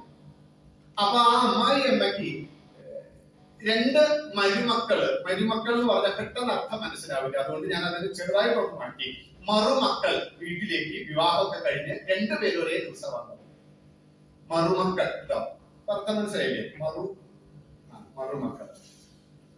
ഇനി നിങ്ങൾക്ക് തൃപ്തിയില്ലെങ്കിൽ ഇടാൻ പറ്റുന്ന പേര് ബെയ്യൂന്നാണ്. മുതലാണ്, ഇങ്ങനെ കാണിച്ചാൽ മതി, അപ്പൊ മനസ്സിലാവും. ബെയ്യൂന്ന് പേരിട്ടോളൂ. ഒട്ടും ഇണങ്ങാത്ത ഈ സാധനം എന്നൊക്കെയാണ് അതിനർത്ഥം. ഇതുമാകട്ടെ, ഈ മരുമക്കള് വിവാഹം കഴിഞ്ഞ് വീട്ടിൽ പോകും. അമ്മായി അമ്മയ്ക്ക് ഷുഗർ ഉണ്ട്. ഷുഗർ ഉള്ളത് കൊണ്ട് തന്നെ അമ്മായി അമ്മയ്ക്ക് മധുരം ഇട്ട് ചായ ഒന്നും കൊടുക്കില്ല. അതുകൊണ്ട് മൂത്ത മരുമകൾ അമ്മായി അമ്മയ്ക്ക് മധുരം കൊടുക്കുകയും, അവര് മധുരമിട്ട് എന്തെങ്കിലും കഴിക്കുന്നത് കണ്ടാൽ അവരെ തട്ടിപ്പൊളിച്ചു വാങ്ങും, കണ്ണു പൊട്ടുന്ന പോലെ പഴക്കുക. അതുകൊണ്ട് അമ്മായി അമ്മയ്ക്ക് മരുമകളെ അത്ര ഇഷ്ടമൊന്നുമില്ല. എന്നാൽ രണ്ടാമത്തെ മരുമകളുണ്ട് അമ്മായി അമ്മയ്ക്ക്. ആദ്യത്തെ മരുമകൾ കാണാതെ തന്നെ നല്ലപോലെ മധുരം വീട്ടിൽ കൊടുക്കും, ലഡു ഒക്കെ വാങ്ങി കൊടുക്കും, ജിലേബി വാങ്ങി കൊടുക്കും. അമ്മായി അമ്മയ്ക്ക് എന്തും ഇഷ്ടമാണെന്നറിയോ ഈ മരുമകളെ? കാരണം ഈ രണ്ടാമത്തെ മരുമകൾക്ക് അറിയാം 2 ആഴ്ച കൊണ്ട് റിസൾട്ട് ഉണ്ടാവും. ഏതാ റിസൾട്ട്? അത് തീരുമാനം. എന്നാൽ ആദ്യത്തെ മരുമകൾ അമ്മായി അമ്മയുടെ ഹിതം നോക്കിയപ്പോൾ രണ്ടാമത്തെ മരുമകൾ അമ്മായി അമ്മയുടെ താല്പര്യം നോക്കി. അപ്പൊ കയ്യടിയൊക്കെ കിട്ടി. ഇപ്പൊ കയ്യടിയൊക്കെ കിട്ടും. നമ്മൾ നമ്മുടെ മക്കളുടെ ഹിതം നോക്കുമോ, താല്പര്യം നോക്കുമോ? ഈ ചോദ്യത്തിനല്ല ഉത്തരം, നമ്മളെന്താ ചെയ്യുന്നതെന്ന് മാത്രം പറഞ്ഞാൽ മതി, മനസ്സിൽ പറഞ്ഞാൽ മതി. നോക്കൂ, ഹിതമാണ് നിങ്ങൾ നോക്കുന്നതെങ്കിൽ ഭാവിയിൽ അവർക്ക് നല്ലത് വരാൻ വേണ്ടിയിട്ട് ഇപ്പൊ ചെയ്യുന്ന കർമ്മമാണ് ഹിതം. താല്പര്യം നിങ്ങൾ നോക്കിയാൽ നിങ്ങൾക്ക് ഇപ്പൊ കുട്ടികളുടെ കയ്യിൽ കയ്യടി കിട്ടും, കുറച്ച് കഴിഞ്ഞാൽ കയ്യിൽ കിട്ടും. കാരണം ഭാവിയിൽ നല്ലത് വരാൻ വേണ്ടിയിട്ടുള്ള കർമ്മങ്ങളാണ് അമ്മയും അച്ഛനും കുട്ടികൾ. അതുകൊണ്ട് ഹിതം, അതിഥിയുടെ ഹിതമാണ് നോക്കേണ്ടത്, താല്പര്യമല്ല. ഇങ്ങനെ അതിഥി പൂജനം ചെയ്താൽ നമ്മളുടെ 5ാമത്തെ കർമ്മവും പൂർത്തിയായി. ബ്രഹ്മയജ്ഞം പഠിക്കുക, പഠിപ്പിക്കുക. പിതൃയജ്ഞം 3 കാര്യങ്ങൾ ചെയ്യണം. ദേവയജ്ഞം 3 കാര്യങ്ങൾ ചെയ്യണം. ഭൂതയജ്ഞം ഒറ്റ കാര്യം ചെയ്യണം. മനുഷ്യയജ്ഞം ഒറ്റ കാര്യം ചെയ്യണം. ഈ 5 യജ്ഞങ്ങള്, 5 കർമ്മങ്ങൾ, ഇതെന്നും ചെയ്യണ്ടേ? ഇനി ഇതിൽ പെടാത്ത എന്താണ്? പെടാത്തൊന്നുമില്ല. ഇതിൽ എന്തൊക്കെയുണ്ടോ അതൊക്കെ ഇതിൽ പെടും. ഇതിനെ വീണ്ടും വീണ്ടും വീണ്ടും വീണ്ടും വളർത്തിയാൽ 8, 10, 12 മണിക്കൂർ ഓരോന്നും ശ്രദ്ധിച്ചു പറഞ്ഞാൽ നമുക്ക് പറയാനുണ്ട്, പഠിക്കാനുണ്ട്, കേൾക്കാനുണ്ട്. ഇതാണ് നമ്മുടെ അടിസ്ഥാനം. ഇതിൽ നിന്നുകൊണ്ട് ലോകത്തിൽ ഏത് പുതിയ അർത്ഥം സ്വീകരിക്കാം. നമ്മുടെ ബേസ് എന്ന് പറയുന്നത് ഇതാണ്. വൃക്ഷം വേര് മറന്നാൽ പിന്നെ വൃക്ഷമില്ല. ഇതുപോലെ നമ്മൾ നമ്മുടെ പേര് മറന്നാൽ പിന്നെ നമ്മളില്ല. നമ്മൾ നിലനിൽക്കുന്നത് ഈ 5 കാര്യങ്ങൾ, പഞ്ചമഹായജ്ഞങ്ങൾ, പഞ്ചരണങ്ങൾ, നിത്യാചാരങ്ങൾ എന്ന് പറയുന്ന ഈ 5 കാര്യങ്ങൾ ചെയ്യുന്നതിലൂടെയാണ്. അതുകൊണ്ട് ഇത് ശ്രദ്ധാപൂർവ്വം മനസ്സിലാക്കി ഇതിനാണ് വിവാഹം കഴിച്ചതെന്ന് പലരും പറയണം. ഇനി ഇത് ചെയ്യാൻ തുടങ്ങണം. ഇതിന് നേരത്തെ ബഹുമാനപ്പെട്ട അധ്യക്ഷൻ പറഞ്ഞതുപോലെ ഇതിന് വൈദികമായ നിരവധി ക്രിയകളുണ്ട്. അതെല്ലാം ഒരു ആചാര്യന്റെ കാൽക്കീഴിൽ ഇരുന്ന് പഠിക്കേണ്ടതാണ്. പക്ഷെ നമുക്ക് മനസ്സിലാക്കാൻ, നമ്മുടെ മക്കളോടൊന്ന് പറയാൻ, നമുക്ക് കൂടുതൽ പഠിക്കാൻ, അതിന് ഈ 5 കാര്യങ്ങൾ, പഞ്ചമഹായജ്ഞം എന്നുള്ളത് കുറെ അധികം ചിതറിയ ചിന്തകളാണ് പറഞ്ഞത്. അതിന് ചിലപ്പോൾ ക്രമമൊന്നും ഉണ്ടാവില്ല. പക്ഷെ അറിവുള്ളവർ അവർക്ക് തീർച്ചയായിട്ടും ഓരോ ചെറിയ പൂക്കളൊക്കെ കിട്ടിയാലും അതിനെയെല്ലാം മാലയാക്കി തീർക്കാൻ ആ സൂത്രം കയ്യിലുണ്ടെങ്കിൽ സാധിക്കുമല്ലോ. അതിന് സാധിക്കട്ടെ എന്ന് ഗുരുവായൂരപ്പന്റെ ഈ ഒരു ചൈതന്യമുള്ള സ്ഥലത്ത് നിന്ന്, പ്രത്യേകിച്ചും നേരത്തെ സാറ് പറഞ്ഞതുപോലെ ഈ പൈതൃകം എന്നുള്ള പേര് കേൾക്കുമ്പോൾ തന്നെ ഒരു കുളിരാണ്, ഒരു അഭിമാനമാണ്, ആനന്ദമാണ്, ആഹ്ലാദത്തിന്റെ ഓളമാണ് മനസ്സിന് എന്ന് നമ്മൾ പറയും. അതുപോലെ തന്നെയാണ് ഗുരുവായൂർ എന്ന് കേൾക്കുന്നത്. അതുകൊണ്ടാണ് ചെറുശ്ശേരി നമ്പൂതിരിയോട് കൃഷ്ണഗാഥയുടെ മലർക്കാവിലൂടെ യാത്ര ചെയ്യാൻ എങ്ങനെയാണ് സാധിച്ചതെന്ന് ചോദിച്ചപ്പോൾ ചെറുശ്ശേരി നമ്പൂതിരി പറഞ്ഞത്, കടലായി കണ്ണന്റെ വേണുഗാനത്തിൽ മുങ്ങിപ്പൊങ്ങിയപ്പോഴാണ് ചെറുശ്ശേരിക്ക് ആ മഹാകാവ്യഗാഥ തോന്നിയത് എന്ന് ചെറുശ്ശേരി കൈകൂപ്പി പറയുന്നുണ്ട്. മേൽപ്പത്തൂർ ഭട്ടതിരിയോട് ചോദിച്ചു, എങ്ങനെയാണ് മേൽപ്പത്തൂർ ഭട്ടതിരിക്ക് ഇത്ര ഭംഗിയായിട്ട് ശ്ലോകാനുശ്ലോകങ്ങൾ ഇത്ര എഴുതിക്കൂട്ടാൻ എങ്ങനെയാ സാധിച്ചത്? മേൽപ്പത്തൂർ പറഞ്ഞു, ഗുരുവായൂർ ക്ഷേത്രമണ്ഡപത്തിൽ നിന്നപ്പോഴാണ് മേൽപ്പത്തൂരായി ശ്രീകൃഷ്ണ ജ്യോതിർനാളത്തിൽ അവതരിച്ചത് എന്ന് പറഞ്ഞു. അങ്ങനെയുള്ള ഉണ്ണിക്കണ്ണൻ, മണ്ണിൽ ഓടിക്കളിച്ച് മണ്ണ് വാരത്തിന്റെ ഉണ്ണിക്കണ്ണൻ, ഒരു തുള്ളിയിൽ നിന്ന് മഹാസാഗരം പോലെ പെയ്തിറങ്ങിയ ആ മുരളീകാല വല്ലഭൻ, ആ വല്ലഭന്റെ നാട്ടിലാണ് എല്ലാവരും ഒരുമിച്ച് കൂടിയിട്ടുള്ളത്.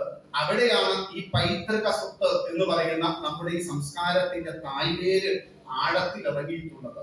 അതുകൊണ്ട് എല്ലാം വളരെ സൗഭാഗ്യമുള്ള ഈ സന്ധ്യാസമയം ഇത്തരം ഒരു വിഷയത്തെ അവതരിപ്പിക്കാൻ വേണ്ടി എനിക്കൊരു അവസരം തരികയും വളരെ ശ്രദ്ധാപൂർവം കേട്ടിരിക്കുകയും ചെയ്ത എന്റെ എല്ലാ കുടുംബാംഗങ്ങൾക്കും സർവ്വവിധത്തിലുള്ള മംഗളം ഉണ്ടാകട്ടെ എന്ന് പ്രാർത്ഥിച്ചുകൊണ്ട് വാക്കുകൾ ഉപസംഹരിക്കട്ടെ. അങ്ങനെ വിവാഹം കഴിക്കുന്നത് എന്തിന് എന്നുള്ളൊരു ചോദ്യത്തിന് ഉത്തരം പറയാൻ അത്ര എളുപ്പമൊന്നുമല്ല അല്ലേ? എന്നിരുന്നാലും ഒരു വീട്ടിൽ ഗൃഹനാഥനായിക്കോട്ടെ ഗൃഹനാഥയായിക്കോട്ടെ വീട്ടിൽ അനുഷ്ഠിക്കുന്ന ആചരണങ്ങളെ കുറിച്ച് പറയുന്നതാണ് പഞ്ചമഹായജ്ഞങ്ങൾ. നാം ഓരോരുത്തരും ചെയ്തു തീർക്കേണ്ട കടങ്ങളെക്കുറിച്ചും കടമകളെക്കുറിച്ചും പറഞ്ഞുകൊണ്ട് ഓർമ്മിപ്പിച്ചുകൊണ്ട് അതിഗംഭീരമായി തന്നെ അതിലളിതമായി തന്നെ നമുക്കെല്ലാവർക്കും മനസ്സിലാവുന്ന രീതിയിൽ തന്നെ പ്രശസ്ത ആധ്യാത്മിക പ്രഭാഷകൻ ശ്രീ OS സതീഷ് നടത്തിയ പ്രഭാഷണം നിങ്ങൾക്ക് ഏവർക്കും ഇഷ്ടപ്പെട്ടു എന്ന് കരുതുന്നു, ഗുണകരമാകുമെന്നും കരുതുന്നു. അപ്പോൾ മാളൂസ് വ്ലോഗ് എന്നും നല്ല രീതിയിൽ തന്നെ എല്ലാവർക്കും നല്ലൊരു ആശംസ നേർന്നുകൊണ്ട് ഇന്ന് ഇവിടെ അവസാനിപ്പിക്കുകയാണ്. അപ്പോൾ എല്ലാവർക്കും പ്രോഗ്രാം ഇഷ്ടപ്പെട്ടിട്ടുണ്ടെങ്കിൽ തീർച്ചയായിട്ടും സബ്സ്ക്രൈബ്സും ഷെയറും ലൈക്കും ഒക്കെ തരണം. അതിലുപരി നിങ്ങളെല്ലാവരും വിലപ്പെട്ട അഭിപ്രായം അറിയിക്കണം. അപ്പോൾ മറ്റൊന്നും പറയാനില്ല, അടുത്ത കണ്ടന്റുമായിട്ട് ഇനിയും വരുന്നതായിരിക്കും. അതുവരെ Tata bye bye. Signing off, Malu Vinesh.